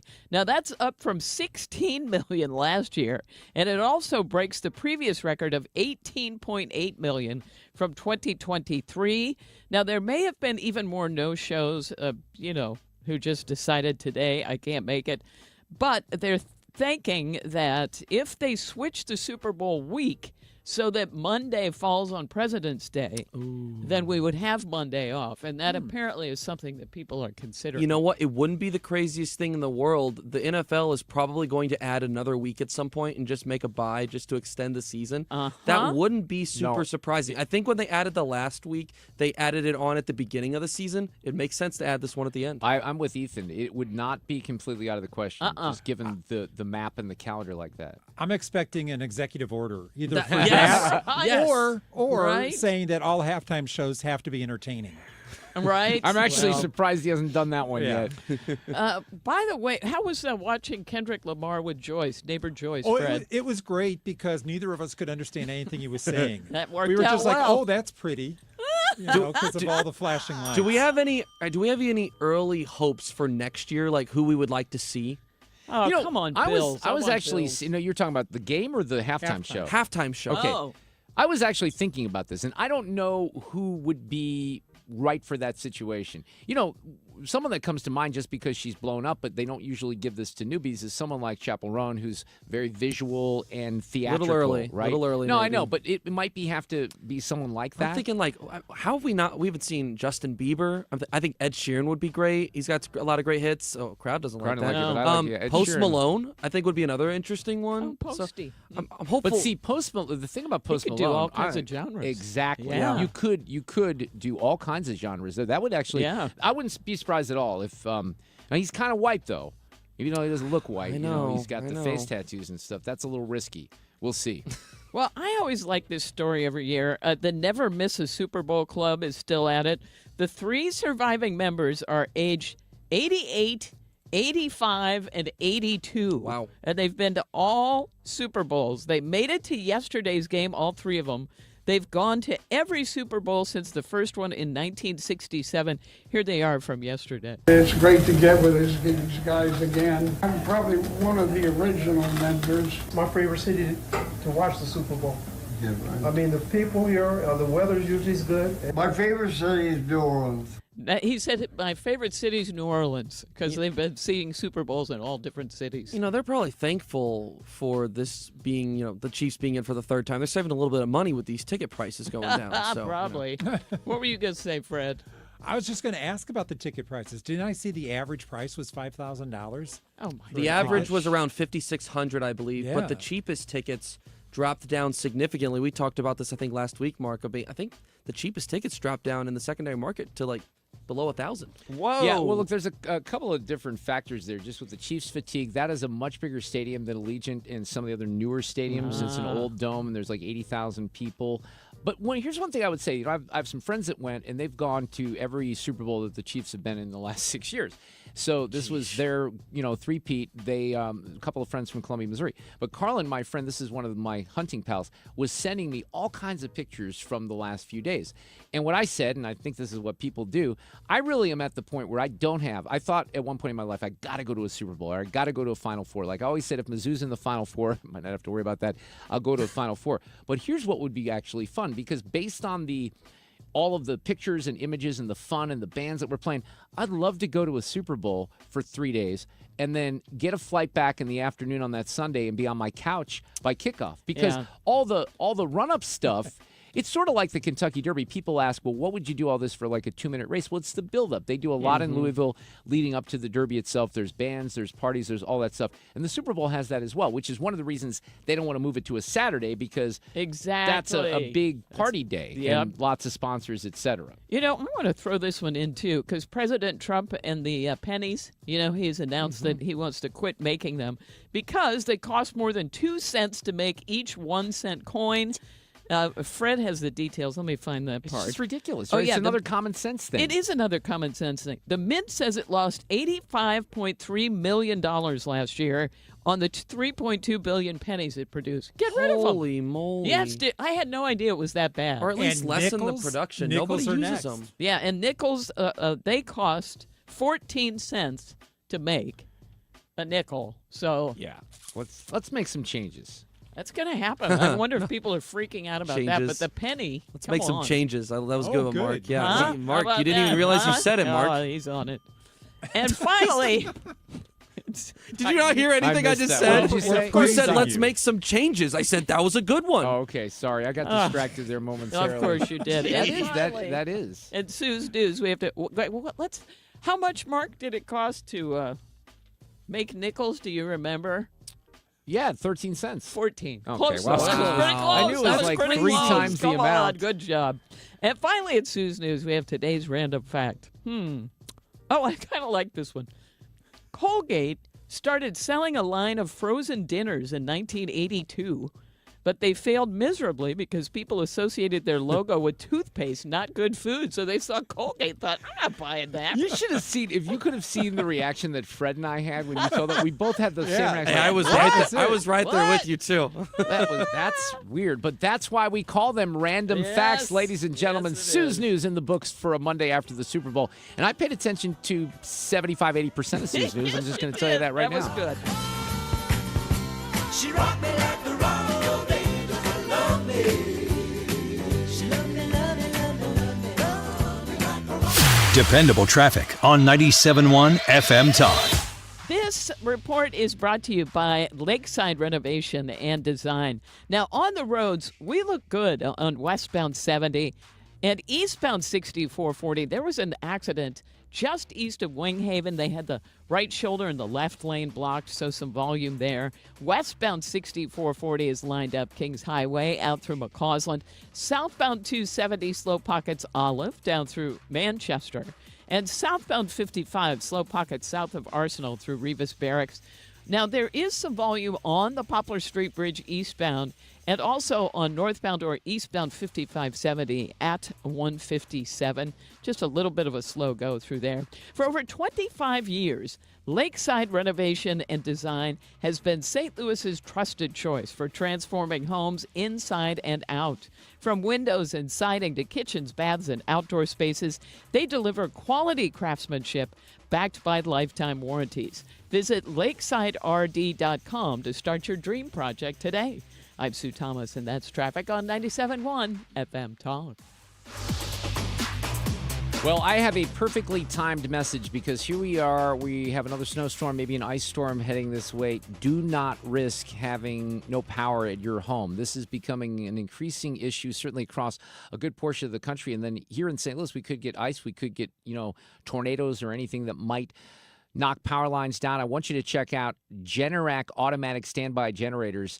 And right here in St. Louis at the dealer in Chesterfield, which is Generator Supercenter, they have a customer-facing retail dealership, and you can, check out a Generac. It was interesting about Generac because I used to live in Milwaukee, and they are based up there. They're the nation's #1 Generac generator dealer. Now, they don't sell portables, right? These are great Generac generators. We know that the power grid is a question mark. Maybe you have some neighbors that have this. Weather events could knock out your power. I've been in situations in our neighborhood where we've been out for 3 to 4 days in the past. So you don't want to risk that. Generator Supercenter is going to take great care of you here in St. Louis. Give yourself peace of mind. Get a free estimate. At the very least, get a free estimate because you've been thinking about this. You're wondering what's going to happen when I don't have power. Don't wait for the next storm or outage. Call Generator Supercenter here in Chesterfield for a free estimate on a Generac home standby generator. Financing is available with great low monthly payments. Call 314-499-2020. Easy number to remember, 499-2020, or Generator Supercenter of St. Louis.com. That's Generator Supercenter of St. Louis.com. When you've been hurt in an accident, you need a law firm that wins. Onder wins. For over 100 years, Onder Law has been winning for St. Louis. With over $5 billion in negotiated settlements and over $300 million in verdicts, Onder wins. Voted best law firm by STL Today 2 years in a row, Onder wins. Whether it's settlements, verdicts, or awards, Onder wins. If you've been hurt in a car accident, trucking accident, or hurt on the job, Onder Law will get you the money you deserve. At Onder Law, winning is what we do. So when the stakes are high, Onder wins. Call us today for a free consultation. We don't get paid unless we win for you. Dial 314 or 6189-million. That's 314 or 6189, then all zeros. Or visit us online at onderwins.com. The choice of a lawyer is an important decision and should not be based solely on advertisements. Past results afford no guarantee of future results. Every case is different and must be judged on its own merits. It's time for a $98 furnace tune-up. And this portion of the show at 4:30 sponsored by Jerry Kelly Heating and Air. For details and a list of all station contest rules, visit www.971talk.com/rules. If you use a smart speaker, you can listen to 97.1 easier than ever. Just tell it to play 97.1 FM Talk. Or download the Odyssey app for your phone and stream the station whenever, wherever. Mark Reardon on St. Louis's home for conservative talk. We got Brian Kilmeade tickets to give away all this week. We gave away a pair in the last hour. Brian's coming to the factory on March 22nd. It's perfect because it's a Saturday night. This is the biggest venue that he will play on his tour. It's more of a variety show. If you've seen Brian the last couple of times he's come here to St. Louis, he's so generous to us. We've had him at book events, and during those, he gets up, he does his spiel, and then he answers some questions. This is going to be a little different, and I'm not even sure all what to expect, quite honestly. Oh, by the way, I've got an offer for Brian. I'm going to have to tell him about this week.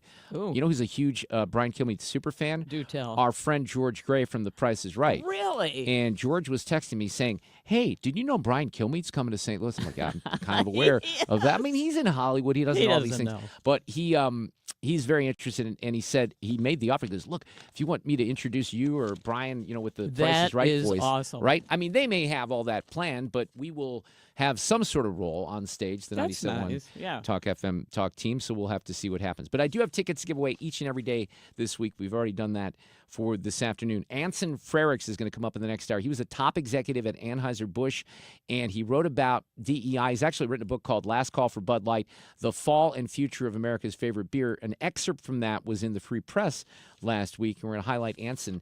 And then we got TJ Moe, former Mizzou and NFL star, will be with us. He contributes to Fearless with Jason Whitlock. Right now, Brad Young is with us, who is our legal analyst with Harris Dowell Fisher & Young. Hello, Brad. How are you this afternoon? Mark, I'm doing well. Thank you, sir. I'm going to talk to Cusumano here in a couple of minutes about the Super Bowl, but I was up in Columbia on Saturday for that basketball game. I will say it was an outstanding game. It really was entertaining, but man, Buzz Williams and A&M, they had our number. The defense was really effective, and they dropped 2 games in a row. They did not drop out of the top 25, but a couple of tough losses for our Tigers, Brad. Yeah, it was a couple of tough losses, but listen, A&M was ranked higher than Mizzou, so I can't necessarily say it's unexpected. Had we won that game, we would have leapfrogged up in the polls, Yeah. obviously, but I don't think it did us any serious damage. No, I don't think so either. And here's what I'd say. I don't know how long it's been since you've been to a basketball game. For me, I think it was before the pandemic. And, even then, I wasn't seeing a completely full Mizzou arena. That place was jammed to the rooftop. It was very energetic. It was loud. So great home atmosphere. It was the first home loss for Mizzou all season, unfortunately. I accept the responsibility that I, deserve on that one, Brad, just so you know. Let's talk about the situation with Trump and with all these federal layoffs. Are they legal? Let's just start there. He's laying off a ton of the federal workforce. You got people on the other side that are freaking out about this, hyperventilating. Is it legal? Well, that question's going to take a little bit to explain, Mark.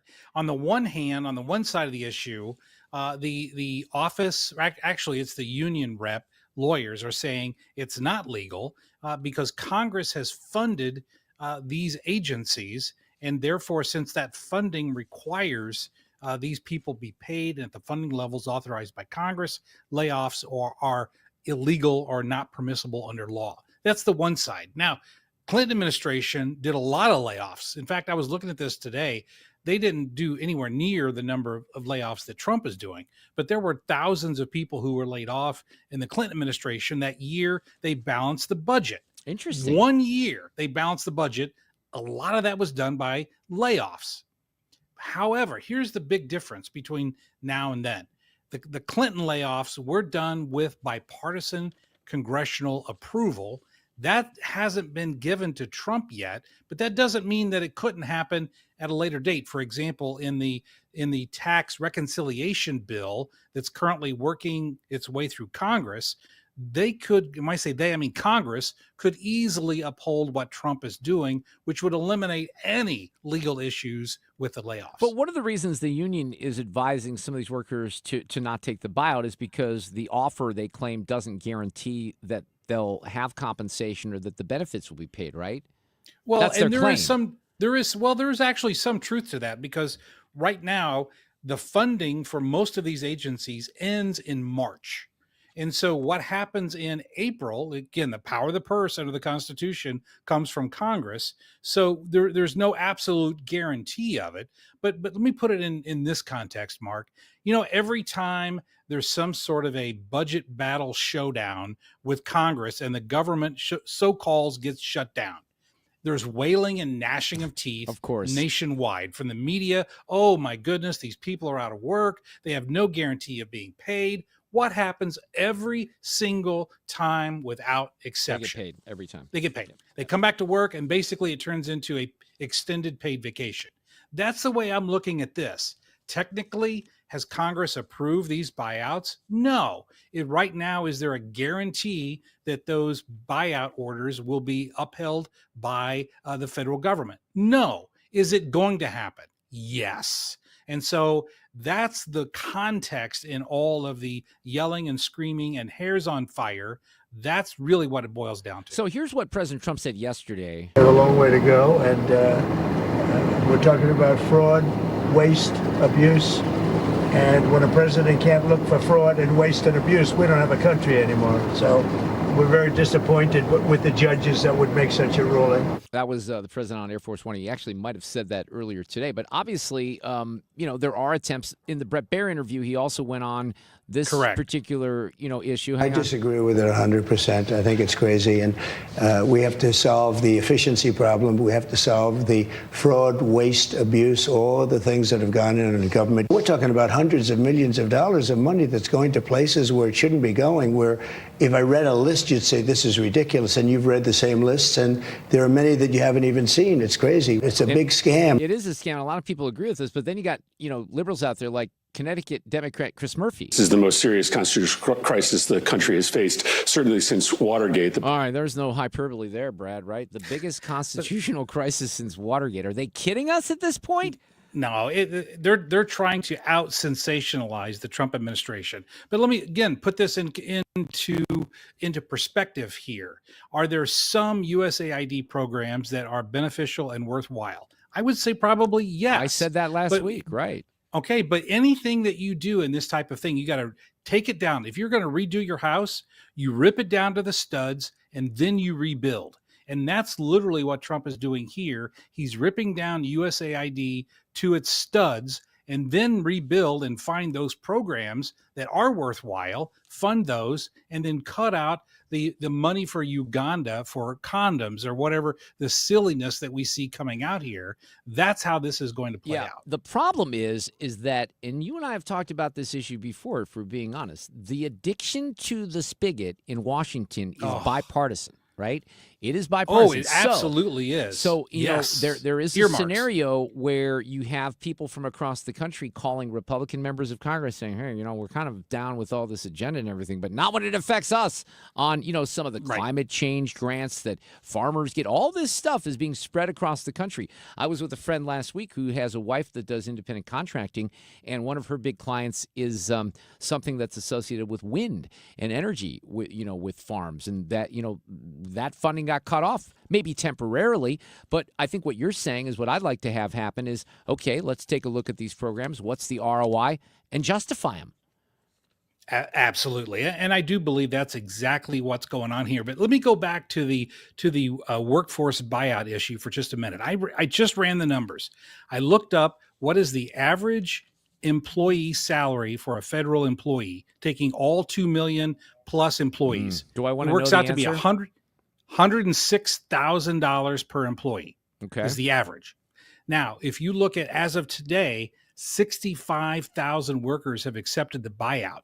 That in of itself represents $7 billion in savings that comes right off of our expensive overspending in Washington. Wow. I support $7 that. billion. I support that. Right. The numbers, they add up quickly, right? And that's what, look, they're finally going in here. They're slicing and dicing. I do have some deep regret that I'm not one of these attorneys, because the attorneys are going to make so much money on all this stuff on both sides, fighting back and forth. Well, I am available. Within the hearing of this station, listen, I'm available for hire. $4.25 an hour. And we understand that. We understand. But, to a certain extent, this is what people want, and they want to see this exposed. And I think it's really interesting, the reaction on the left, AOC, Chris Murphy, whoever you want to cite, that they can't even bring themselves to say, okay, that money is wasteful. There's no emphasis, even on CNN, Brad, you probably noticed this, Face the Nation, Margaret Brennan yesterday. They want to focus on all of the things where people are affected by the money and the spigot being turned off. They don't want to talk about the spigot itself. Exactly. And I think ultimately that's going to be the Democrats' undoing here, Mark, because they just got routed in November. And now you're having AOC and her ilk saying, no, we need to buy more condoms and DEI programs for Eastern Africa. I mean, it's ridiculous. And when they defend those types of programs, that just cements even more in the minds of the electorate that the Democrats do not stand for American values. They keep saying, oh, this stuff, you got to, they're making claims like the American people are against Trump on this. And then you have this in the other direction. You kind of heard a little bit at the Super Bowl yesterday. This is Anthony Salvanto. I know Anthony. I like him. He's a polling guy at CBS News. He is doing, in the eyes of the public, what he said he would do in the campaign. There's political value in that. In fact, 70% of people say he's doing what he promised. That's whether they approve of him or not. There's another part of this that continues over from the campaign. There were words that he was described as being tough, being energetic, and he still is today in big majority numbers. The idea of deporting those in the country illegally continues to be popular. We saw that in the campaign. Sending troops to the U.S.-Mexico border, again, majority in favor. We'd seen that in the campaign. And the list goes on, Brad. I mean, look, the things that he promised to do, the things that he's doing right now, the American people are not saying, oh, wait a second, we're having buyer's remorse. The Democrats are trying to spin it that way. That's not the reality of what's happening. No, and you're not seeing that in the polling data. And I think that this is something else that's not getting a lot of attention. But you mentioned a moment ago, Mark, when you said the out of control spending comes from both the right and the left. You know, what we're seeing here, I think, at least in my lifetime, we're seeing the first ever libertarian actions in Washington, which says not we're just going to give it to red or blue, but if we don't need it, cut it. And that concept is so different from the way Washington typically thinks that we're seeing a revolution in libertarianism that, frankly, we've never seen before. No, we've never seen it before. I've been waiting for something like this. And that's why, you know, I have friends out there that are horrified by some of this, or they think that they're horrified. Why? Why are you so, even John Fetterman said, if we're looking at some of this nonsense that the government wastes, if all you want to do is stand up for the alphabet mafia because they seemingly are planted very, you know, high profile in all of this spending, that's all you got. So how about talk about the American taxpayers? I just don't understand how the American media, and this is one of the problems, can't go to American taxpayers and focus on them being happy that this stuff isn't happening. I haven't seen one story like that outside of Fox. Zero. I haven't seen any, and I was watching Meet the Press, and what was I also watching? The Today Show on Sunday morning, and there was nothing positive said about any of this. It was only woe is me, and the country's going down the tubes, and yet there was not one mention of, look, we've got a $2 trillion yearly deficit. That all goes to China. And we're hopefully going to take a bite out of that deficit so we can start whittling that deficit down. The media is broken right now. They really are. They don't know how to manage this. They don't know how to handle it, and they're quite troubled by the fact that the American people are cheering a lot of this on because they voted for it. Yes. And they really are lost. Brad, always great to have you on. I really appreciate it. We'll talk soon. Hey, one quick thing. Wednesday, the 12th, I'm filling in for you 3 to 6. If I end up going, here's the thing. I'm going to mid-Missouri that day, and I'm glad you brought that up. The weather could interfere. My plan, the operating plan, is to get out of here tomorrow night after the show so I don't have to deal with this. But I do appreciate it if you're going to be here, and I'll keep you posted, Brad. Thank you. Yeah, I'm in the bullpen. All right. We got to have you there. We need you for backup. We got Cusumano coming up next. Use it for the weekend or a one-night stand. Don't say a word. Every morning.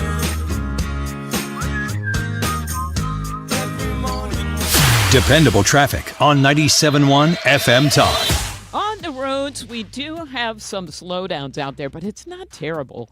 Westbound 70, a little slow at Jennings Station Road. If you are westbound on 6440, most of the volume there is approaching Hampton out through McCausland. They've cleared that accident eastbound, east of Winghaven. And westbound traffic, just moderate volume out at Lake St. Louis Boulevard. Heavier traffic southbound 55 at Revis Barracks. Southbound 270, moderate volume from Olive down through Manchester. And we've got an accident now on the Missouri side on westbound 5564 on the Poplar Street Bridge. And that has created a jam behind it. Eastbound is a little slow, but it's westbound that's really lining up. I'm Sue Thomas, and that's traffic on 97.1 FM Talk. This report is sponsored by McKelvey Homes. Hi, I'm Jim Brennan at McKelvey Homes. Have you always wished for a brand new home in an established neighborhood? Select one of our move-in ready custom homes throughout St. Louis, or we will build on your lot. Visit McKelveyhomes.com and move up to McKelvey. I could not be more thrilled with the results that we got from Michael's Flooring Outlet and the projects that we did in the fall. And I was thinking about this yesterday. I was getting ready for the Super Bowl, had a couple of people over to watch the game, and I was washing the new hard flooring that is in the basement where my bunny hutch is, and it just looks great. It's great flooring. We did it on a budget. It wasn't something that was too outrageously expensive, and the team from Michael's knocked it out of the park. They really did, and Mike Reynolds is known for this. They have a reputation along these lines. He's been doing flooring and in this industry since he was 25, 26 years old. We chose a product that is called Timbercore, and really, really look great. They have other options. Mohawk has great hard and soft flooring options, but it really is about the team and the experience to guide you into the products that are most suitable for your situation. Not everyone has the same lifestyle. Not everyone has the same taste. The experts at Michael's, with 3 great locations, Old Town St. Peter's, in Darien Prairie, and in West County and Olive, they'll guide you through all of that. You can get started and even do some of this on your own on the website, which is igotfloor.com. 3 great locations. Michael's Flooring Outlet. Tell them that we sent you in. igotfloor.com. freedomcare.com. Attention St. Louis Medicaid members. If you need assistance with daily living, you can receive a free service from Freedom Care in your own home from a loved one who lives with you. With Freedom Care, you decide who provides your daily care, helping you with preparing meals, bathing, laundry, transportation, and more. A family member or friend that gets paid instantly. It's all through Medicaid, and as a St. Louis resident, it's 100% free to you. New to Medicaid, the Freedom Care family will guide you through enrollment, making it stress-free for patients and caregivers. With over 7,000 five-star Google reviews, we've perfected at-home care for Medicaid members and caregivers. If you live in the St. Louis area, this service is free to you through Medicaid, and with our InstaPay app, caregivers can choose to get paid instantly. So go to freedomcare.com or call 314-697-4912. 314-697-4912. That's 314-697-4912. Freedom Care, we're here for you.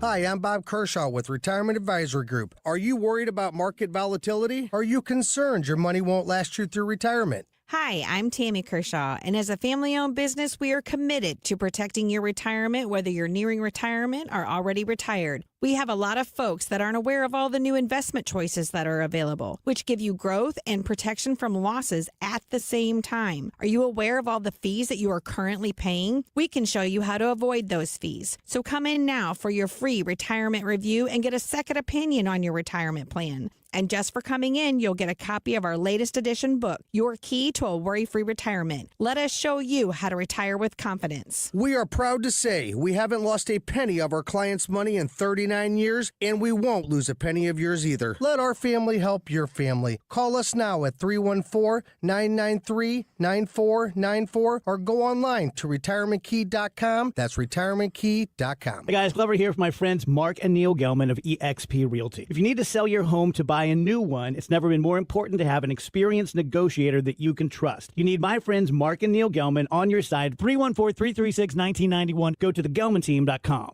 The Mark Cox Morning Show. Hans von Spakovsky. The halftime show was the most boring halftime show I can remember. Plus, the commercials were the most boring commercials I've ever seen during a Super Bowl. The Mark Cox Morning Show. Weekdays from 5 to 9.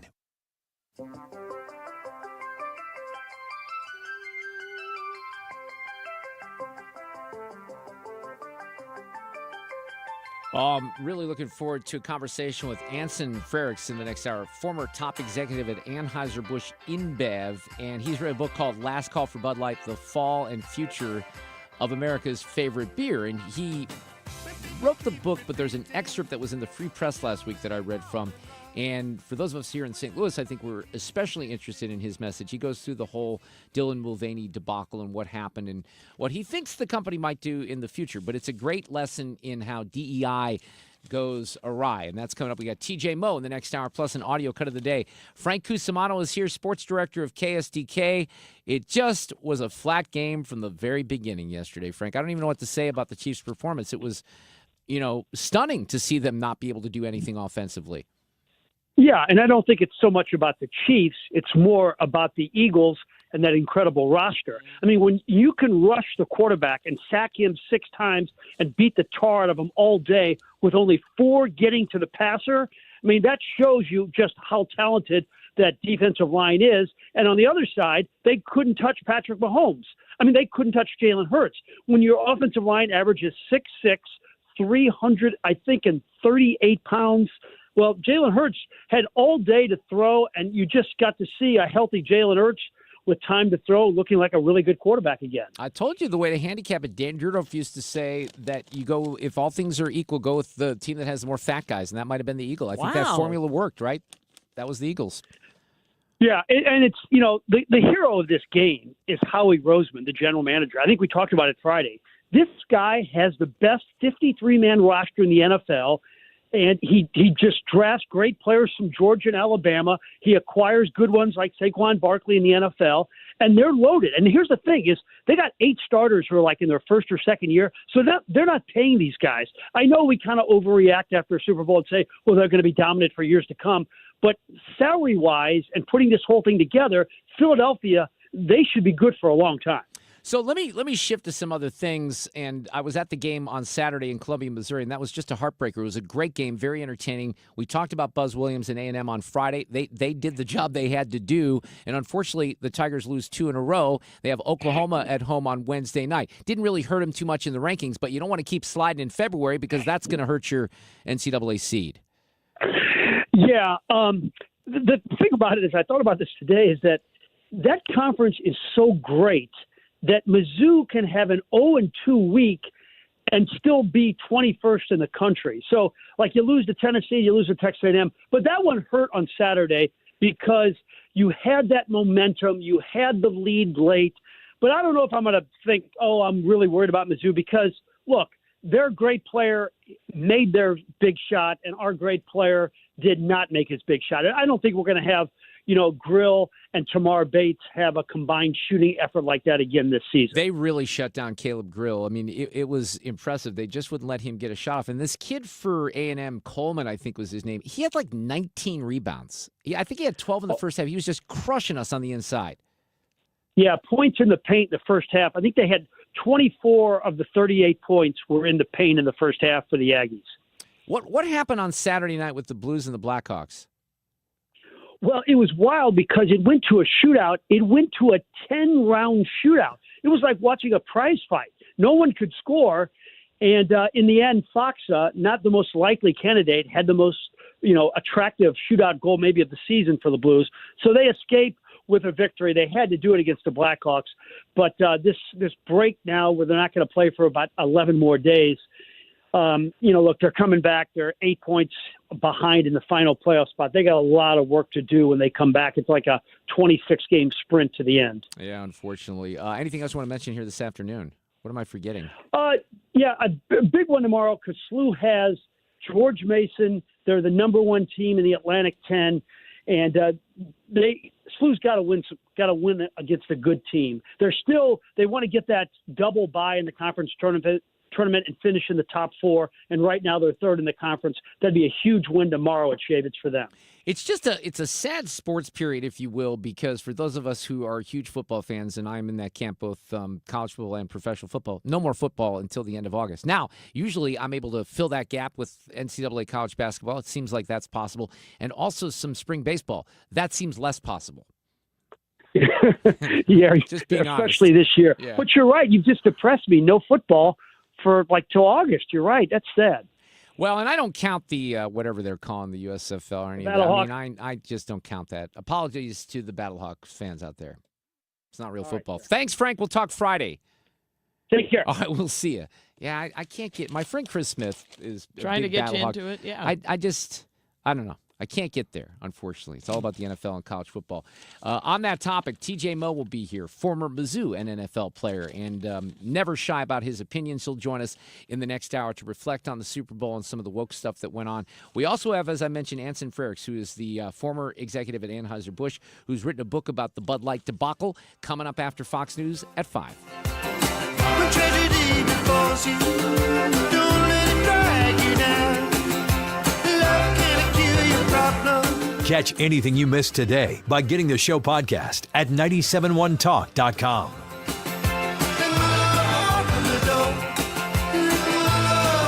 Dependable traffic on 97.1 FM Talk. We've got an accident westbound on the Missouri end of the Poplar Street Bridge, and that is really jamming up traffic behind it. Then we've got volume westbound 6440 Kings Highway out through McCausland. Eastbound, there was an accident east of Winghaven. They moved from the left lane to the right shoulder. In fact, the right shoulder had an issue throughout that accident. But it's much better out there. Southbound 270, moderate volume in pockets. Olive down through Manchester. And now an accident reported on westbound 44 at 270.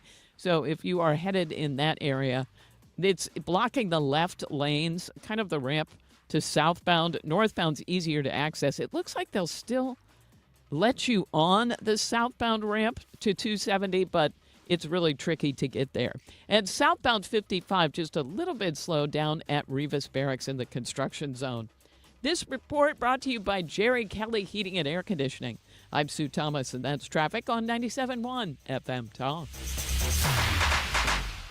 furnace funky? Then make one call. And Jerry Kelly will be there the very next day. Call anytime, 8 to 8, 8 days a week. And Jerry Kelly will fix your furnace or install a new one the very next day. JerryKelly.com.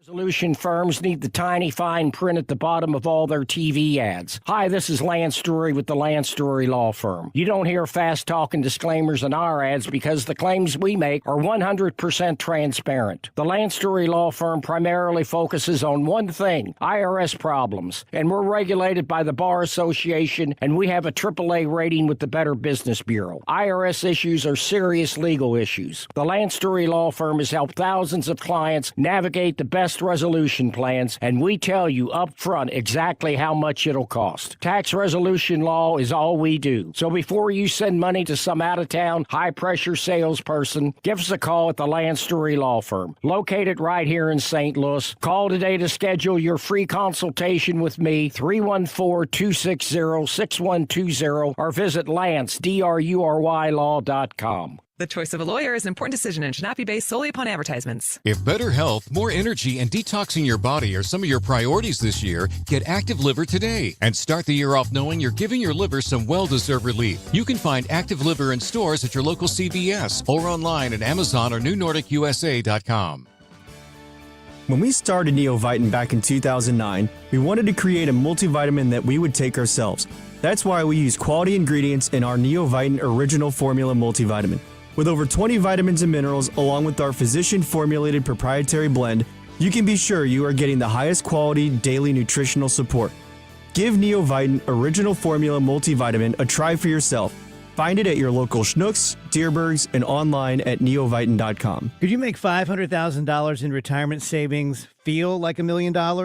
Or $1 million feel like $2 million? The key is having a comprehensive financial plan for taxes, Social Security, inflation, healthcare, income, and more. Discover how you could make money go a lot further in retirement in a 3-hour adult education class, Retirement Planning 101. Guys, it's Dave Glover from KMOX. This one-night class is taught by a fiduciary advisor from financial and tax architects with decades of financial planning experience. They're held at colleges and libraries throughout St. Louis. There's no cost. Just bring 3 canned goods for the St. Louis Crisis Nursery. If you've saved $300,000 or more for retirement, register by calling 314-350-8110. 314-350-8110. If, like me, you haven't quite had the pedal to the metal the way you should, or if you've had the pedal to the metal the entire time, either way, give us a call. We can help you out. We'll take you wherever you are. 314-350-8110. 314-350-8110 for financial and tax architects. The Dylan Mulvaney Bud Light debacle is almost 2 years old. We're going to celebrate that anniversary coming up after Fox News. KFTK FM Florissant from the Kaufman Townsley St. Louis's Injury Lawyers Studio. Call 314-500-5000. That's 314-500-5000. All on the free Odyssey app.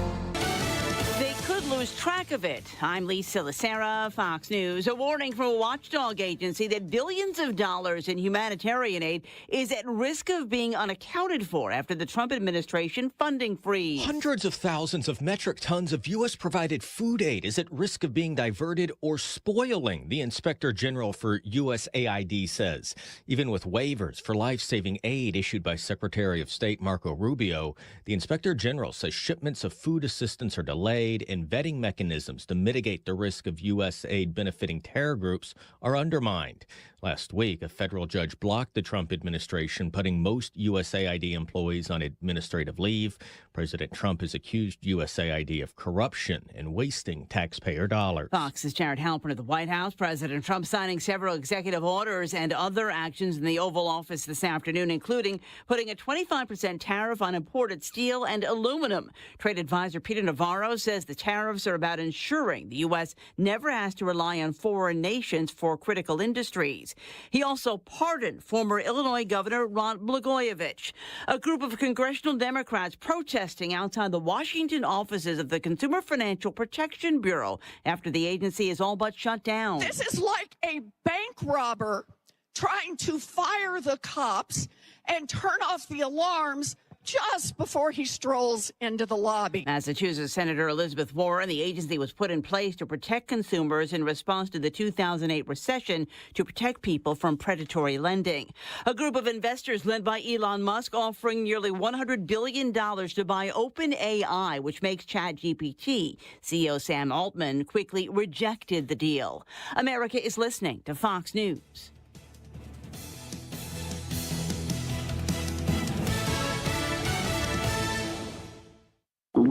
Oh no, stomach issues again? Stomach issues? Who are you? Your pancreas. I could be the real reason for your diarrhea, gas, bloating, stomach pain, or loose oily stools. I thought it was my stomach. People often do, but any of these symptoms could mean having a condition called exocrine pancreatic insufficiency, or EPI. With EPI, the pancreas doesn't release enough enzymes to break down food, but EPI is manageable. Use the symptom checker on identifyepi.com and speak with your doctor. That's identifyepi.com. Sponsored by AbbVie. During tax season, your info travels lots of places you can't control.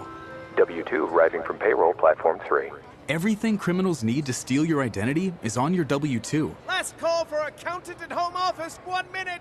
LifeLock monitors hundreds of millions of data points per second. Tax preparation data centers with service to IRS. All aboard. If your identity is stolen, we'll fix it guaranteed, or your money back. Save up to 40% your first year with promo code NEWS. Visit lifelock.com. Terms apply. Air Comfort Service, heating, cooling, and insulation. Weather. Chief Meteorologist Dave Murray. All about winter this week. One system not very impressed with. The second one a little more interesting. Lots of clouds this afternoon, 42. Tonight, clouds, a little bit of light snow after midnight, 30 degrees. Tuesday, little light snow in the morning, less than an inch. Cloudy and cold Tuesday, 36. Wednesday, clouds with snow, sleet, and freezing rain quickly developing. Wednesday, 32. This is 97.1 FM Talk. Chief Meteorologist Dave Murray.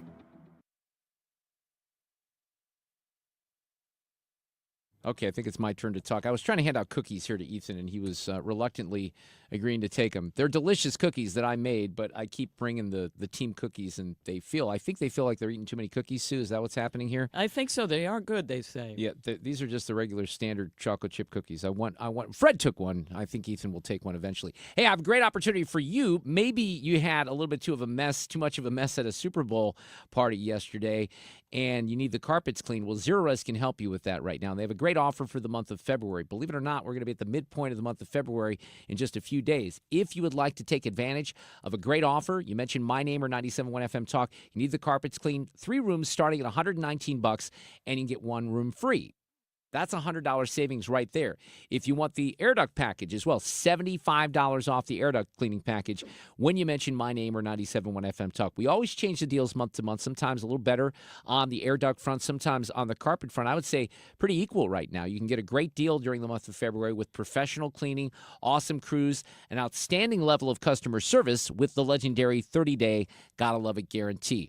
It's been a little bit since Zero Res has been in my home, 6 months. That's not a whole lot longer than, that's not long, let's face it, but I had them in so many times last year because of pet accidents that the carpets are in relatively good shape. If you've had any of those, they can help you with biotreatments, etc. They're going to go to work on the stains, the odors, make sure they do it the right way. It's not like going to a big box store and renting a machine. You're getting your carpets professionally done.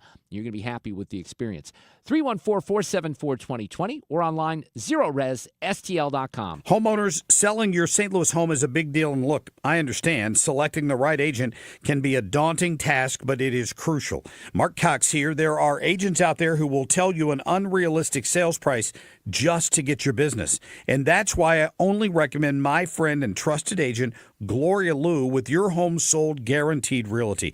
Gloria understands you need assurances when selling your home, not just empty promises. That's why Gloria will guarantee upfront and in writing to sell your home at your agreed-upon price, or Gloria will buy it. You might ask, how can she make such a guarantee? Easy. Gloria knows how to market and properly price your home. Plus, she has a database of thousands of exclusive buyers, many of whom are looking for a home just like yours.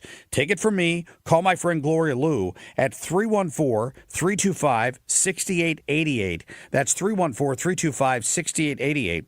Or visit GloriaHasTheBuyers.com. Gloria and seller must agree on price and possession date. Wouldn't you like to take a vacation from your bills? Well, you can. With credit card balances at an all-time high and Golden Oak's 5.25% rate, you could be saving thousands of dollars after a simple phone call. Call today and get your cash in as little as 14 days and make no payments for 2 months. Call 314-567-GOLD. Golden Oak Lending cured my blues. 6.19 APR, FHA, 15-year, 20% equity qualified credit. Additional terms apply. NMLS 114937. When you've been hurt in an accident, you need a law firm that wins. Onder wins. For over 100 years, Onder Law has been winning for St. Louis. With over $5 billion in negotiated settlements and over $300 million in verdicts, Onder wins. Voted best law firm by STL Today 2 years in a row, Onder wins. Whether it's settlements, verdicts, or awards, Onder wins. If you've been hurt in a car accident, trucking accident, or hurt on the job, Onder Law will get you the money you deserve. At Onder Law, winning is what we do. So when the stakes are high, Onder wins. Call us today for a free consultation. We don't get paid unless we win for you. Dial 314 or 6189-MILLION. That's 314 or 6189, then all zeros. Or visit us online at onderwins.com. The choice of a lawyer is an important decision and should not be based solely on advertisements. Past results afford no guarantee of future results. Every case is different and must be judged on its own merits. Hey, it's Mark Reardon. If you're nearing retirement or already retired, call my friends Thomas Helbig and Bob Kershaw with the Retirement Advisory Group. They'll show you how linking to the market is much safer than owning the market for your retirement savings. They're the official financial advisors of my show. Go to retirementkey.com. Get dressed for the 10th anniversary of Gent Men's Fashion Week on February 16th, 2025 at Energizer Park to raise awareness for men's prostate cancer through men's fashion. More information can be found on 971fmtalk.com/events. This hour of the Mark Reardon Show is sponsored by Gamma Tree Experts. Your trees deserve the best care. Call Gamma Tree Experts. Broadcasting what most people are afraid to say. Mark Reardon on your home for conservative talk. How about a little musical history here? I did not know that Sue was going to feature this in Sue's News. Actually, I didn't know the history and maybe take credit for this, but this is a significant day because this album, Van Halen 1, was released on this day when? 47 years ago in 1978. Look at that. It was now or never. I was 13 years old. It was definitely one of the first records I ever purchased. There was a handful of them that I brought here to St. Louis when I moved from the suburbs of Chicago, and I guarantee you that this was one of them, and I just happened to put that one in on the bumper rotation. You can always follow the bumper music and check out what it is at Mark Reardon KFTK. I published that at the end of the show. We got TJ Moe coming up talking about the game and the pop culture elements of the game. Ethan just told me that 1.3 million people ditched after Kendrick Lamar. I would assume that it was a lot higher than that because it was a combination between the crappy Super Bowl show, halftime show, and the game. Yeah, the game was terrible. Yeah, it was awful. Remember when this happened a couple years ago with Dylan Mulvaney? This month, I celebrated my day 365 of womanhood, and Bud Light sent me possibly the best gift ever, a can with my face on it. Oh, my. That was the start of the demise of Bud Light. And on Friday's show, before we took off for Super Bowl weekend, I read a portion of a piece that was in the Free Press on Friday by a guy by the name of Anson Frericks, and he used to work at AB InBev. He was a top executive. He's got a book out that's coming out soon called The Last Call for Bud Light, The Fall and Future of America's Favorite Beer. Fred, the Hall of Famer, my executive producer, has tracked down Mr. Frericks, and he joins us to tell his story, which I think is pretty important in the era of dismantling DEI. Hello, Anson. Welcome to 97.1 FM Talk in St. Louis. How are you? Mark, thank you so much for having me on the show today. I appreciate it. You did spend a little time here. What was your era with the company? Was it after InBev took over or before that, or was there some crossover? So it was after. I joined the company after InBev had taken over, but I think it was before the move to New York. So there was a time period where all the InBev folks were there, AB folks were there, all in St. Louis. So I was there from 2013 to 2015. My first son was born in St. Louis, lived in the Central West End, know it very well, but it was really, you said the Dylan Mulvaney partnership was really kind of the start of the downfall of Bud Light. I mean, I trace it back further. Yeah. Somewhat the buyout of it with InBev, but even more so that move from St. Louis to New York where they took all their top execs and then changed out a lot of the historical kind of great talent that was based in St. Louis. That was really the downfall to me. It's just so sad. And, I have many friends that either worked at the brewery or with the brewery, because there were a lot of folks here in St. Louis marketing, advertising that worked with AB for many, many years. And, it just all peeled off. But outside of that, my apologies is the book out? The new book is called Last Call for Bud Light, The Fall and Future of America's Favorite Beer. Is it out now for available? That's it. That's it. The book launched last week. Awesome. So we were in New York last week, had a lot of great media and a lot of interest in this subject because, yes, there was a partnership with Dylan Mulvaney, but there's also been this broader problem over the last, 10 years of DEI and ESG. That was really one of the main reasons that not only the partnership occurred, but then if you recall, the company's response was just as damaging as the partnership itself, where they could neither sort of apologize to their loyal customers who just wanted Bud Light to get back to football and sports and music, nor could they say that, okay, well, the company's gone the direction of Ben and Jerry's, and it's going to be involved in more political and social issues moving forward. So they were caught kind of in the middle of this cultural war. They tried to walk to the middle of it and ended up getting shot at from both sides. Well, this is a perfect fit for this show because we've chronicled a lot of this. We've talked about it. A lot of the DEI, ESG stuff is a theme that we constantly revisit on the show. But it's really important. One of the things that I did with your piece that was in the Free Press the other day, because I thought it was a great representation of what DEI really is. Other people have been trying to describe it out there. You really put it into very easy perspective for folks to understand. Now, I want to go back, though, to some definitions here because you mentioned ESG. I know what that is. The audience might not. But describe this situation that kind of goes back with this transformation. We know the name Carlos Brito here in St. Louis because he was the guy that kind of took over the helm. But things changed quite, dramatically when he kind of left that position and things transformed into something very different in marketing in particular, right? No, he did. And, if you think about it, the St. Louis folks will know this. The InBev folks came in. They cut a lot of the cost. And, I loved Anheuser-Busch and the Busch family with what they built over time. But there was a point there was some excess. They had 8 helicopters and 10 jets and right. SeaWorld and Busch, all the things. So, the InBev team, they came in and they cut a lot of that excess. And that company was very good at buying companies and operating them more efficiently. The one thing they weren't very good at, though, was marketing and growing brands. And at some point after they bought Grupo Modelo and they bought SAB Miller, then all of a sudden they had to figure out, okay, we own all these brands globally. How are we going to grow them?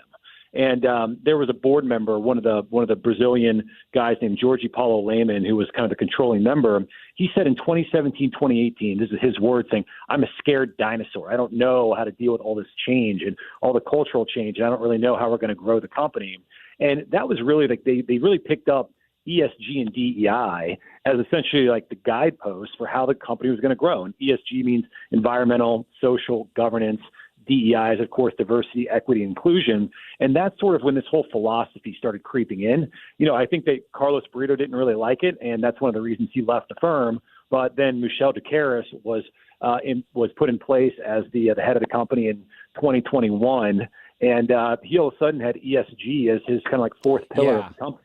Yeah, so you talk about Decaris. So he's on this podcast in 2022 called Leadership Next. And in the piece, and I explained this to the audience on Friday, you talked about how, before that he had outlined goals for the company, and one of those goals was ESG. But then he says something that kind of catches the attention of this guy who's hosting the podcast, correct? That's it, exactly. So he is talking a lot in the podcast about how he's wearing this, Michelle's wearing this pin for the UN sustainability goals and how we're much bigger than a beer company and we have to do all these kind of environmental and social and political things.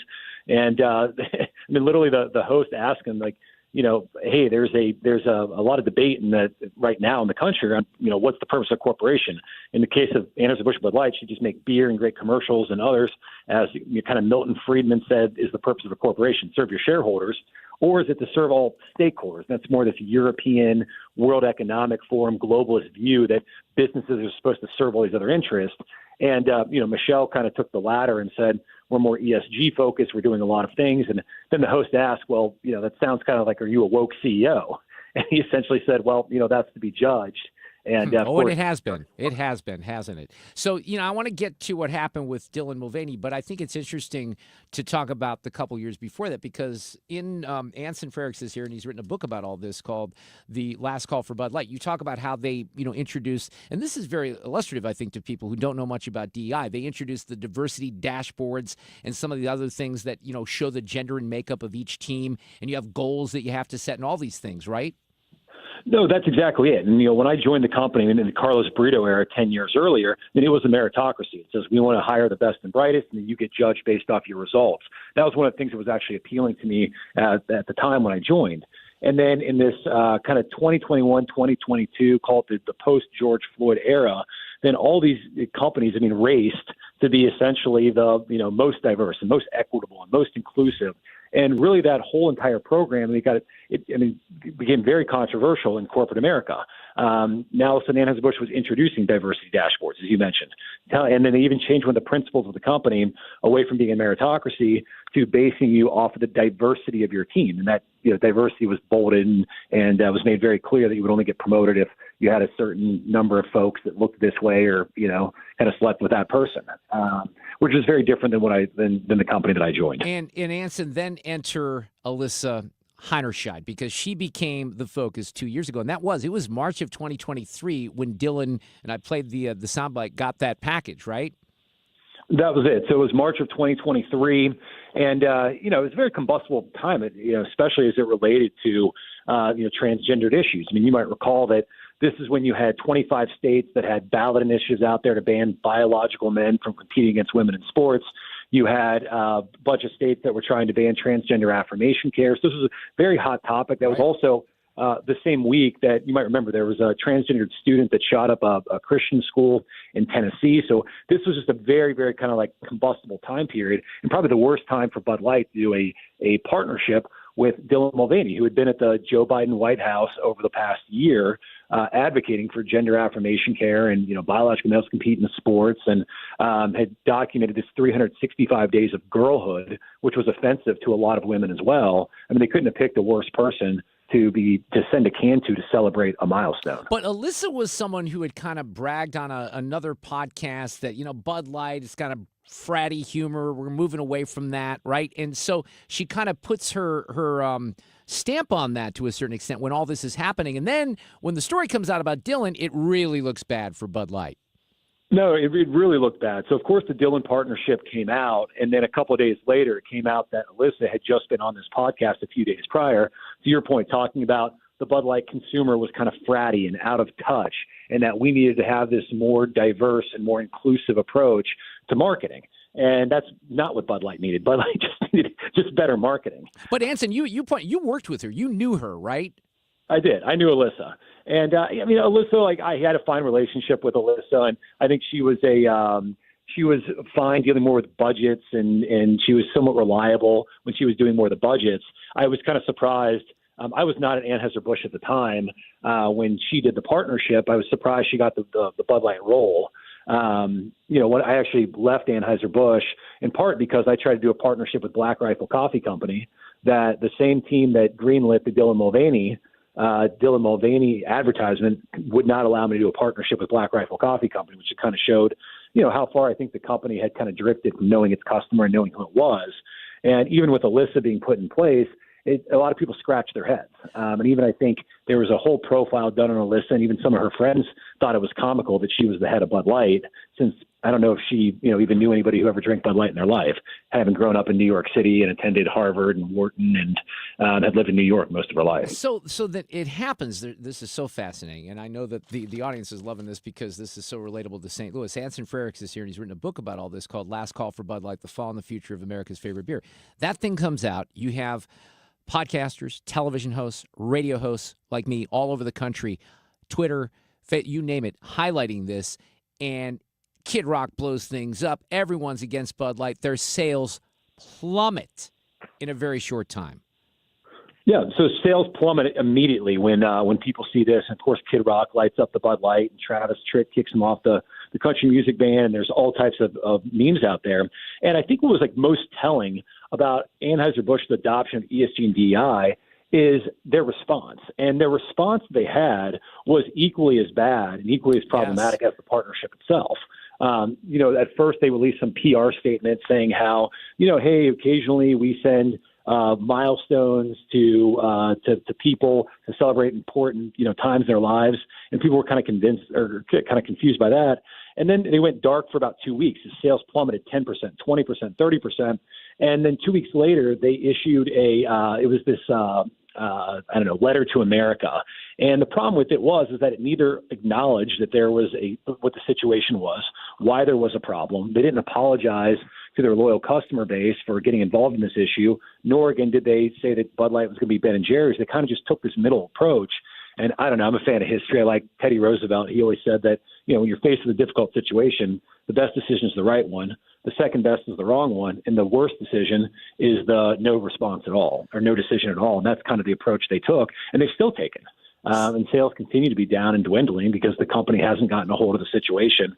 And they can do all the great commercials they want with Shane Gillis and Peyton Manning. But I just don't see the brand coming back with the current leadership and even the current ownership in place, given that they haven't been able to get a hold of this situation for years. Let's talk about the ad because, when I read this on Friday, I don't know how this comes out in the book, but the article said, as you enjoy the Super Bowl, pay attention to that ad. And we had kind of talked about the Shane Gillis Post Malone ad. We played a little bit of the audio when it came out a couple of weeks ago, and then you get to see the thing yesterday. But one of the things in your message was, look, the message is Bud Light is fun, Bud Light is for guys, but Bud Light is really, really, really sorry. I'm not sure that was properly conveyed to the audience, but that was certainly part of it, right? Yeah, I mean, that was definitely part of it because, initially, so the CEO of North America is a guy named Brendan Whitworth, and he kind of, in my mind, struck out when he had that first chance 2 weeks after the partnership to apologize, take control, but didn't. He did a month later. He had a second opportunity where, again, he neither acknowledged the situation they were in, why they were in it, or made any apology. And then he had this third opportunity going into 4th of July weekend, which is the biggest beer-selling weekend of the year in June of 2023, where he was on CBS. And he went on there, and the host said, hey, first, thanks for coming on, because most CEOs would be running for the hills. But, I just want to give you an opportunity to, since your sales are dwindling, knowing what you know now, was this partnership a mistake? And would you do it again? And he gave some really waffling no answer to it. And the host came back and said, hey, just so you realize, like, the reason you're in the situation you're in is because of the response you just gave. Yeah. And let me ask again, was this a mistake? Would you do it again? Again, gave some evasive, answer. And sales continued to plummet. And so that was kind of a third strike, you're out. And they've tried to do everything they can to get sales back, of giving $100 million to Ultimate Fighting Championship and Dana White, hiring Shane Gillis, Peyton Manning, and sales continue to decline and plummet. And that's the problem for me. I mean, I still own shares of the company. The investment management firm I started, we own shares of the company. And there's a zero accountability, which is just crazy still 2 years later. I love this line, Anson. You said, look, millions of Americans just didn't want their choice in beer to be political, not pro-trans, not anti-trans, not any trans, right? Is it that hard? It doesn't seem to be that hard. It wasn't that hard when, Bud Light was based in St. Louis and became the biggest beer brand in America, particularly because it stayed out of politics. I mean, it was enjoyed. If you looked at all the demographic data we have on who drank Bud Light, it was equally enjoyed by Democrats and Republicans, blacks, whites, gays, straights, and everybody liked Bud Light because it was all about doing things that brought people together. It was about sports and music and humor and fun, and that was the appeal of Bud Light. It was like the inoffensive appeal. So they didn't need to be more diverse and inclusive as Alyssa wanted to go. It just needed to be fun, and that's what Bud Light was, and that's what it got lost in when all of a sudden it got involved with very politicized influencers. One of the things that kind of surprises me about not reacting a little bit more maybe appropriately in this situation is, as you probably know better than anyone, look, when there's bad, negative stuff out there, the distributors really hear from it, right? Because the distributors hear it from the bars and from the stores. And I think that message was sent pretty loud and clear, especially from the middle part of this country. It was. And if you think about all these distributors, I mean, these are family-owned businesses. They're in every county across the country, and they're really loyal Anheuser-Busch wholesalers. I mean, most of them have names like, Eagle Distributing, Double Eagle. There's even a Tri-Eagle, a Triple Eagle Distributing. That's right, yeah. Across the country. And they had 80 plus 90% of their revenue tied to Anheuser-Busch. And when Bud Light, their number one brand, lost 30+% of its sales, 40% in certain areas, especially in the heartland, and Budweiser dropped and Mick Ultra and everything else, I mean, a lot of these people had to lay off longtime employees, and a lot of them had to cut some of the resources. So it was terrible. And then a lot of people at Anheuser-Busch ended up getting fired. Suppliers went out of business. I mean, this was just a textbook example of what goes wrong when businesses try to be social justice enterprises, because it's the least sustainable thing a company can do. And your customer base. It pains me to bring up this as an example, but don't you think that Jaguar is in the process of doing the same thing? Did you see their little pink car deal from a couple of months ago? Yeah, no, I saw that from a couple of months ago as well. I mean, I think probably the one difference is I don't think anyone bought Jaguars to begin with, and at least the folks I know. I'm the one. I'm the only guy, unfortunately, and I felt and I don't like to admit it because it's pretentious, but I have an F-Pace. I really love the vehicle. I've had two of them, and honestly, when that happened, and those of us who still, because it's a beautiful car. It's a fast car, but when that happened, I felt like I lost like $15,000 right off the top because they did something that idiotic. No, I mean, you're right, because Jaguar, to your point, it was like a very cool, sleek, sexy car. And then, they didn't need to put out some just strange ad with a bunch of androgynous people kind of walking around. It was just strange. Bizarre. It's Bizarre. I don't get it at all, Anson. Hey, listen, you're a fantastic guest. Not everyone who writes a book is a good guest on the radio, but this was awesome. Last call for Bud Light, the fall and the future of America's favorite beer. If you ever get back to St. Louis, come see us, and I appreciate it. Thank you so much. Thank you. All right, take care. That was outstanding. I love it. And really good storytelling and very, very, relevant to St. Louis. So buy the book, check it out. I did put that piece from the Free Press up on the Twitter, the ex-formerly Twitter, at Mark Reardon, KFTK. We got TJ Moe coming up next.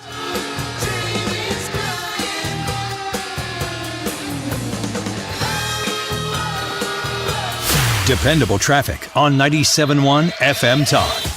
Well, on the roads, we do have some volume on the Illinois side. At northbound 5570 jams at 157. And there was an accident westbound on the Missouri end of the Poplar Street Bridge. And this has caused a huge delay back into Illinois. If you are traveling in that area, it's the right lane that's blocked on the Missouri side. And we've got a parking lot jam back through the 64 split. Westbound 6440 is slow go approaching Hampton out through McCausland, but it's mainly moderate volume, and that's what we're seeing too, headed for 270. Now, other than that, we look good. 70 westbound is great out of downtown. They cleared the accident westbound 44 at 270. There's a little bit of a slowdown southbound 55 at Rebus Barracks. This report brought to you by Overhead Door Company of St. Louis, 99 years. That's how long Overhead Door Company of St. Louis has been repairing and replacing garage doors for savvy homeowners. For same-day garage door repair 24/7, call Overhead Door Company of St. Louis or schedule online overheaddoorstlewis.com, overheaddoorstlewis.com. I'm Sue Thomas, and that's traffic on 97.1 FM Talk.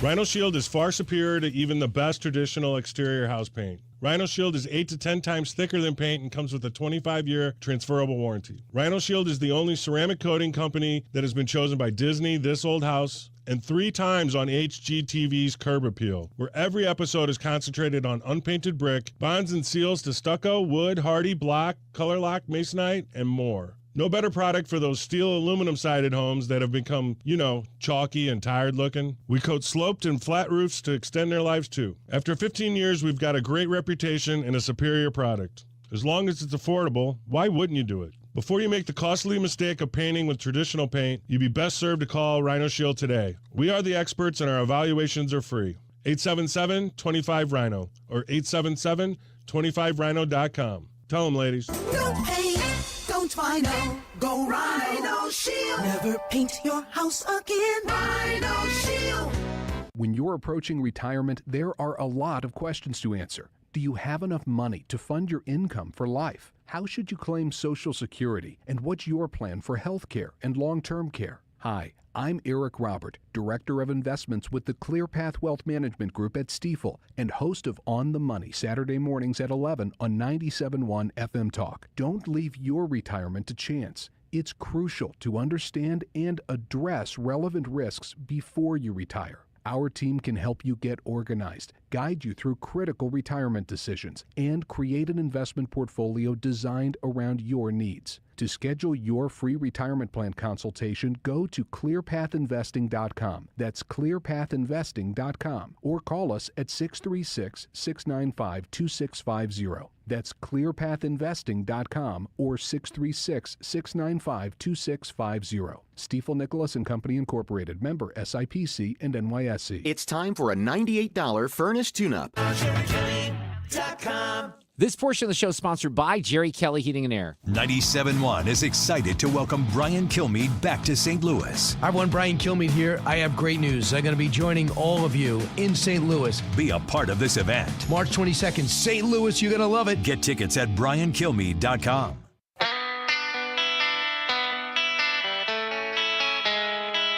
Well, let me see here, because I think that the Hall of Famer Fred Bottomer has sent me a few things for tomorrow's show already. Oh, yeah, I think we're going to get Sean Spicer on. We haven't had Sean. He's been very, very busy with his podcast and his show, and he'll be with us tomorrow afternoon. Jason Rantz from Seattle. Let me just play this because we're going to get our friend TJ Moe on the show here. I heard this the other day, and I was quite stunned by it, Sue. You got to hear this. This is a senator from Washington State. They do things a little differently out there in the Pacific Northwest, right?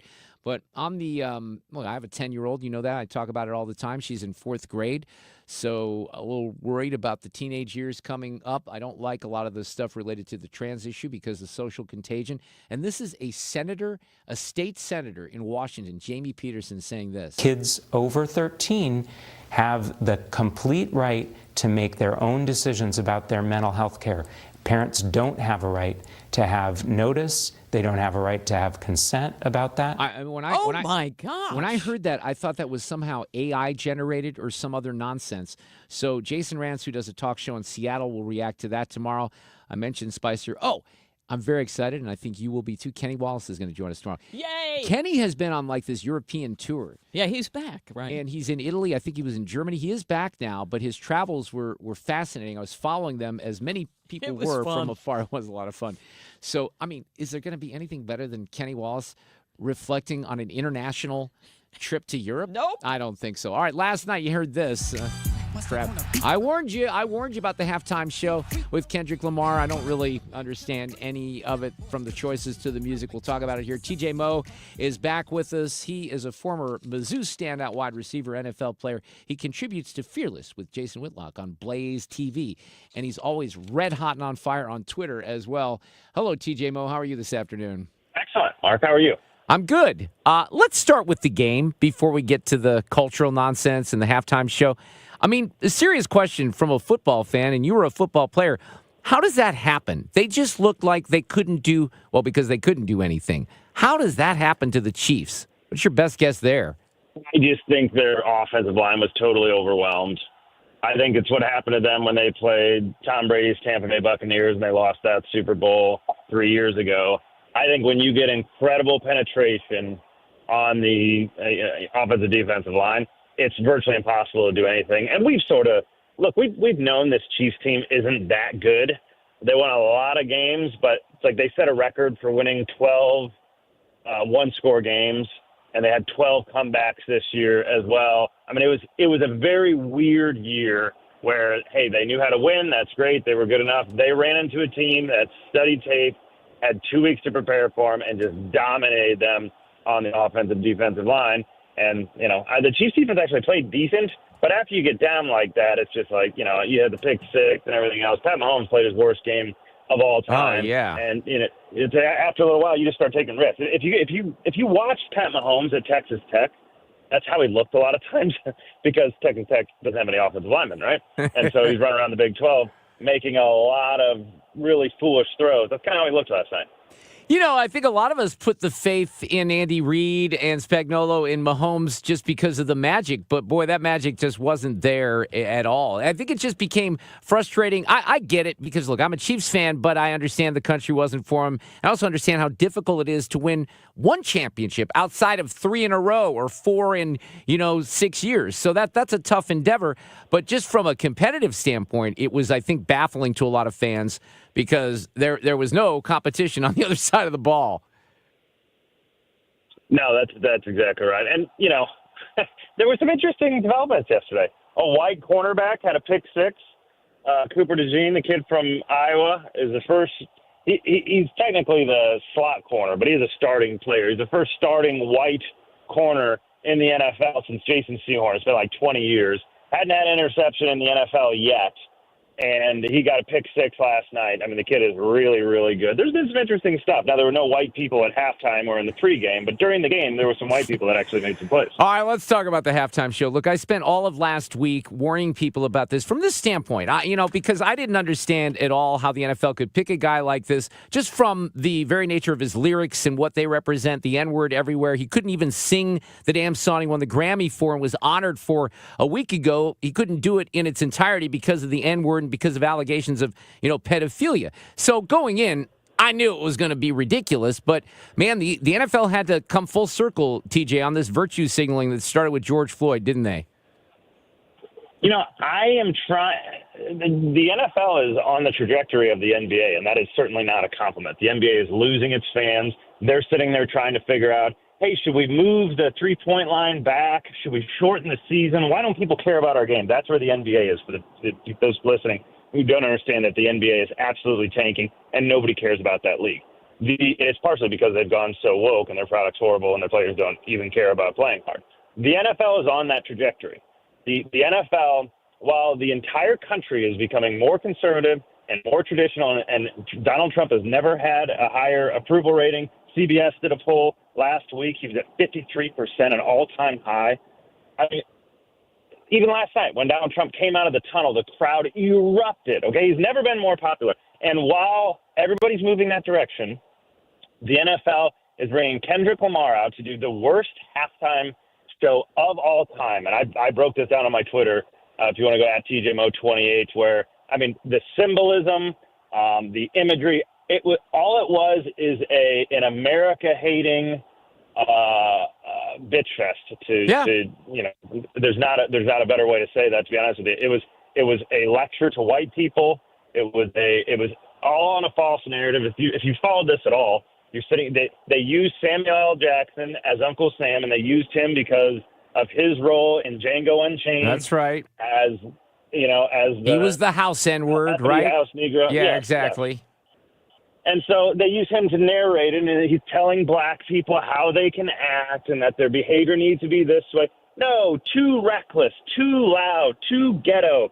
This is how you do it. Do you know how to play the game? And they're giving you this outline of like Squid Games where it's, a bunch of poor people. If you watch that on Netflix, it's a bunch of poor people that are like competing in this game system to try to win money so they can get out of this world. I mean, the whole setup, that even down to the American flag, that was a broken American flag. And then when finally they brought it together, it was a group of black people bent over trying to demonstrate that America was really built on the backs of black people. I mean, one thing after the next. It was just a lecture of white people in general.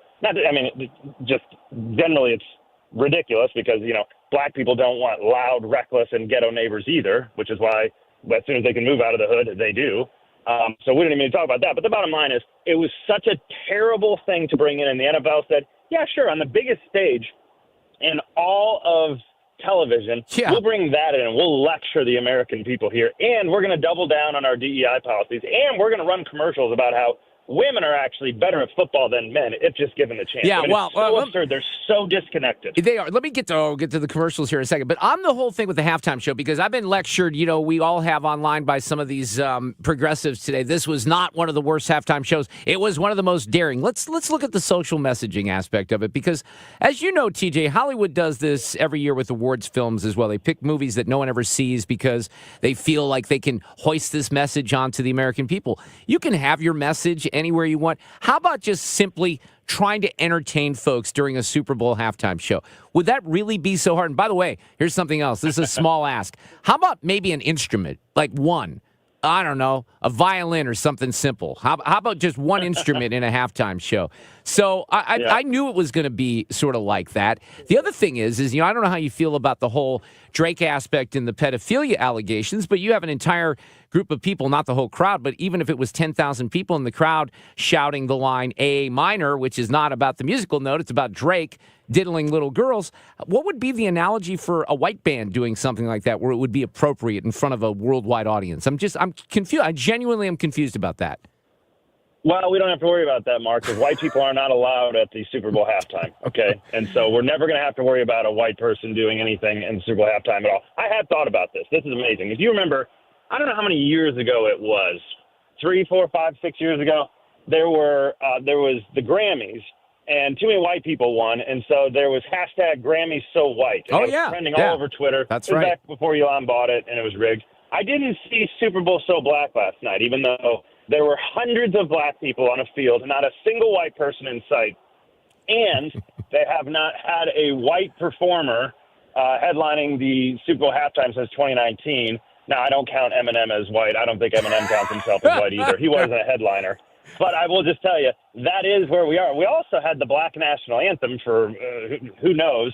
I'm sure there were probably white people in that choir. They were probably told to stay home because, hey, it's the Black National Anthem, which actually if we all cared about the Black National Anthem, it would seem obvious that you'd have white people in there too trying to promote it, but nobody actually cares about it. And so I'm wondering, why don't we have all white people just sing the Star Spangled Banner? I mean, if we're actually just going to separate things out, it's like, why do you get your own and then be in this one that you claim is too racist? I can't really figure it out. Maybe you can straighten it out for me. Well, you're just a racist. You're a bigot, and you're probably transphobic and all those things as well, TJ Moe, and we know that. On the commercial front, I kind of like the flag football commercial just because I thought it was interesting, but obviously they're saying that girls can play football better than boys. I wasn't clear on the messaging there.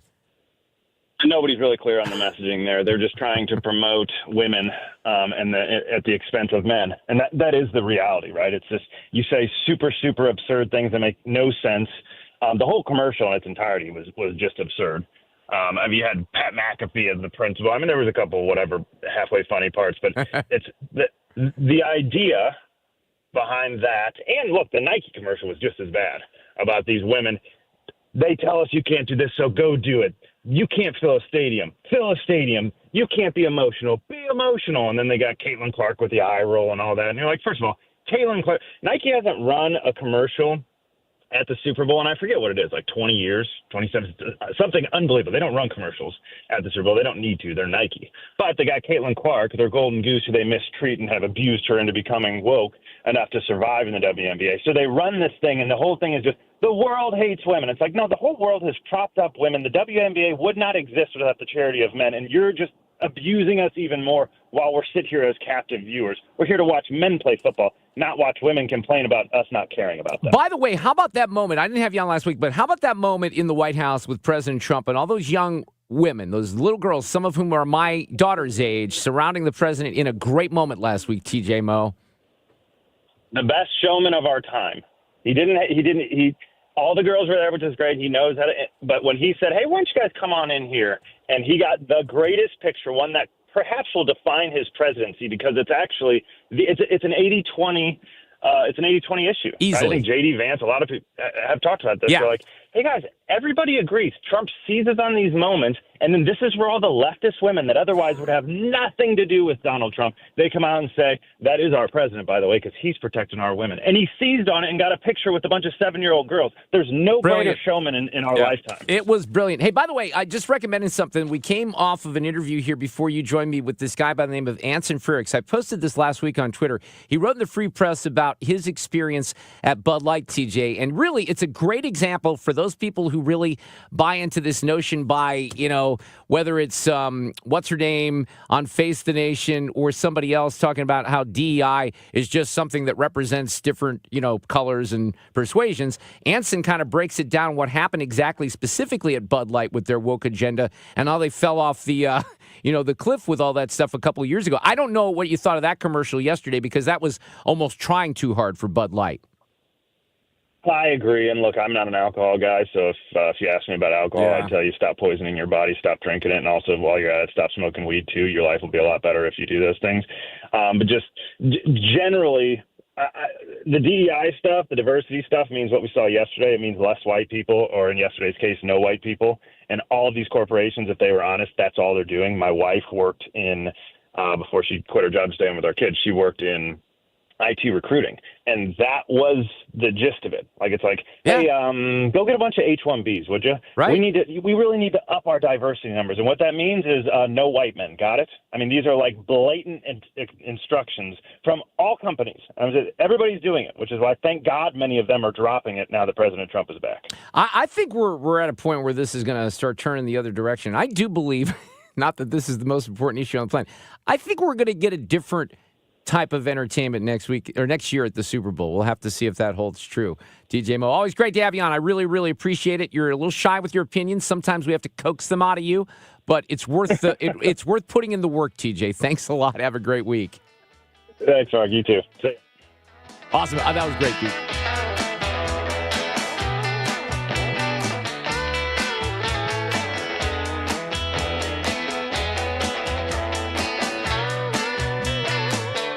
Dependable traffic on 97.1 FM Talk. There was an accident reported northbound Lindbergh at Big Bend, and boy, some slow-moving traffic there as a result. So bear that one in mind. Now, elsewhere throughout the area, it's not that bad. Now, we do have the usual volume. Southbound 55 at Revis Barracks in the construction zone. Missouri side, though, looks good. Unfortunately, it's the Illinois side. We had an accident on the Missouri end westbound of the Poplar Street Bridge, and it had been blocking the right lane. Well, it looks like they just got that cleared, but the damage is done. I mean, we've got a jam that goes back through the 55-70-64 split, and it's going to take a while to unwind. Northbound 5570 or eastbound, slowing at 157. We have some slow-moving traffic that goes back to about 255 if you're in that area. And for the most part, that's it on the Illinois side. I'm Sue Thomas, and that's traffic on 97.1 FM Talk. It is going to be interesting to see what happens tomorrow morning. We have the first round of weather coming in tonight, maybe a couple inches before the morning. And then it clears out, and then we have more stuff tomorrow night, and then Wednesday afternoon, I think. Are you thinking that's to the south tonight? Yes. Yeah, because it's not for It's not necessarily for us, but I do think that there's a chance that we could get a little bit of a dusting. But yes, most of it, and there's ice, possibilities to the south as well. But we'll get Dave on tomorrow. Hopefully we have an updated timetable. We've seen the forecast from the National Weather Service kind of go back and forth a little bit. Yeah, we right? have. So that's what happens. So nothing definitive, and some of this can move, and that's why we have to keep you posted. All right, let's talk about Ophthalmology Associates. It's interesting. I was in Columbia, Missouri over the weekend for a basketball game, and I parked over by University Hospital, and it always brings back memories of being at the clinic, the ophthalmology clinic at University Hospital when I was just like 30 years old, because I had an eye disease, and I used to have to go there. I had surgery, and I was in that hospital one night. It was actually when Colorado came to Columbia to play football for the first time. This will mean something to some of you out there. After the fifth down game. So the fifth down game was in 1990. This was in 1992. But I bring it up because my eyes have always been, very, very important to me since I had that eye disease and I had surgery to keep my retina in place. I get my eyes checked here in St. Louis at Ophthalmology Associates, and they do great work. The office in and of itself, let me just take the doctors out of it. The doctors we'll get to in a second. The staff that they have, the office experience that you will have. And it's not fun all the time to get your eyes poked around on, but they're going to do a great job and make you feel comfortable. It's Doctors Greg Birdie, Ranjan Malhotra, Samuel Berry, Robert Bersani, and Andrew Royer.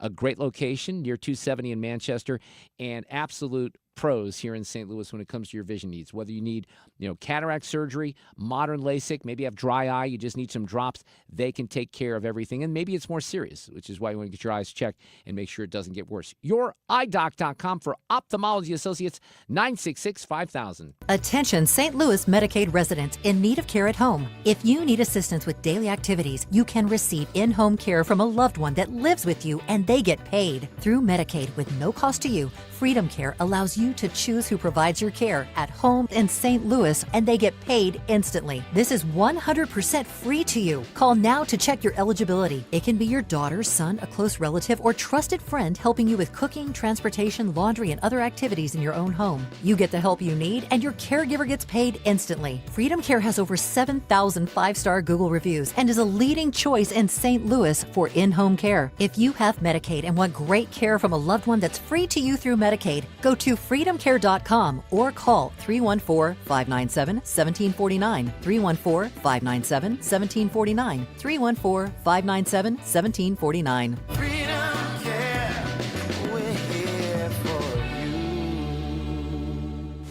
When you've been hurt in an accident, you need a law firm that wins. Onder wins. For over 100 years, Onder Law has been winning for St. Louis. With over $5 billion in negotiated settlements and over $300 million in verdicts, Onder wins. Voted best law firm by STL Today 2 years in a row, Onder wins. Whether it's settlements, verdicts, or awards, Onder wins. If you've been hurt in a car accident, trucking accident, or hurt on the job, Onder Law will get you the money you deserve. At Onder Law, winning is what we do. So when the stakes are high, Onder wins. Call us today for a free consultation. We don't get paid unless we win for you. Dial 314 or 6189-million. That's 314 or 6189, then all zeros. Or visit us online at onderwins.com. The choice of a lawyer is an important decision and should not be based solely on advertisements. Past results afford no guarantee of future results. Every case is different and must be judged on its own merits. The Mark Cox Morning Show. Tuesday, Michael Butler wants to be the next mayor of St. Louis. We'll ask him what he would do differently at 8:08. The Mark Cox Morning Show, weekdays from 5 to 9, right here on 97.1 FM Talk. A little controversy for your afternoon. The Mark Reardon Show.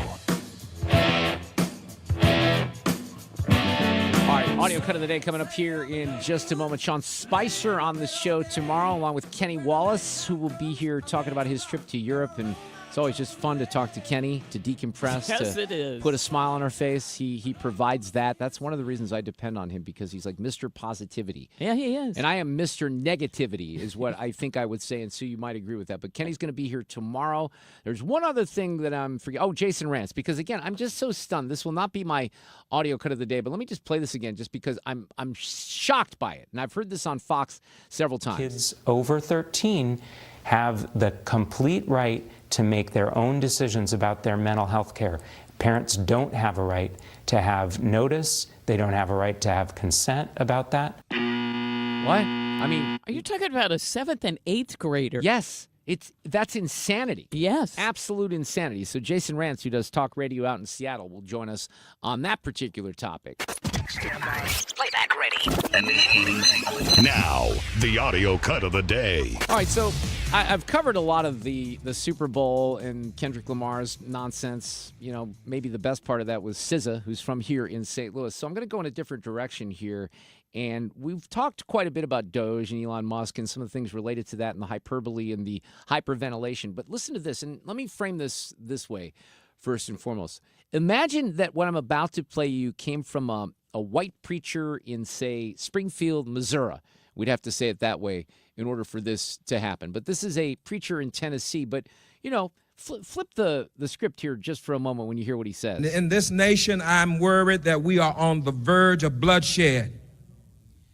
This is an attempt to take us back to a day that we do not want to go and we will not go. Therefore, there will be conflict. I pray that the peace of God will win out and overcome the madness that is attempting to take over this nation.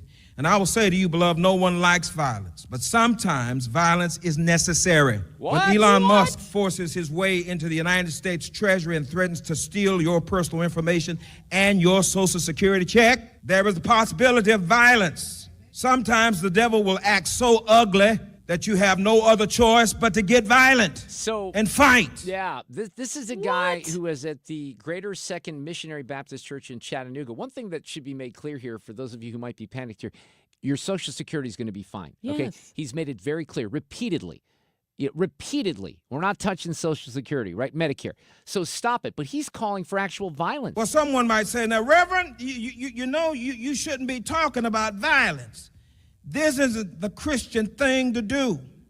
Well, I will say, why not talk this way? Because Jesus did. Jesus said in this key verse, didn't he? The kingdom of heaven suffers what? Violence. And the who? The violent take it by force. The kingdom of God is a war zone. It is a battlefield. You did know this, right? So if Kamala Harris was president right now, or even Joe Biden or Barack Obama, and a white preacher in Springfield, Missouri, somewhere else said something along those lines, it would be running on an endless loop on CNN right now. But you won't see that on any other media except for Fox or something like this, which is in and of itself speaking volumes. Have a great night, Sean Spicer, Kenny Wallace tomorrow. We'll talk at 3.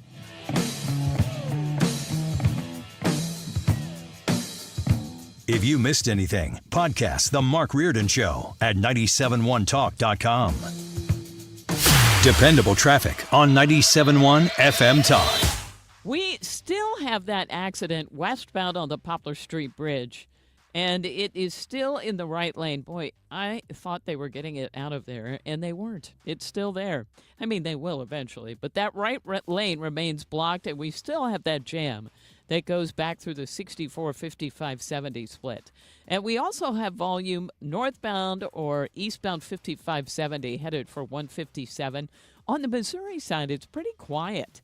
In fact, just some moderate volume southbound 55 near Rivas Barracks, and that's about it. This report brought to you by Jerry Kelly Heating and Air Conditioning. I'm Sue Thomas, and that's traffic on 97.1 FM Talk. Right now, the Fix-It-Right guys at Jerry Kelly will come tune up and install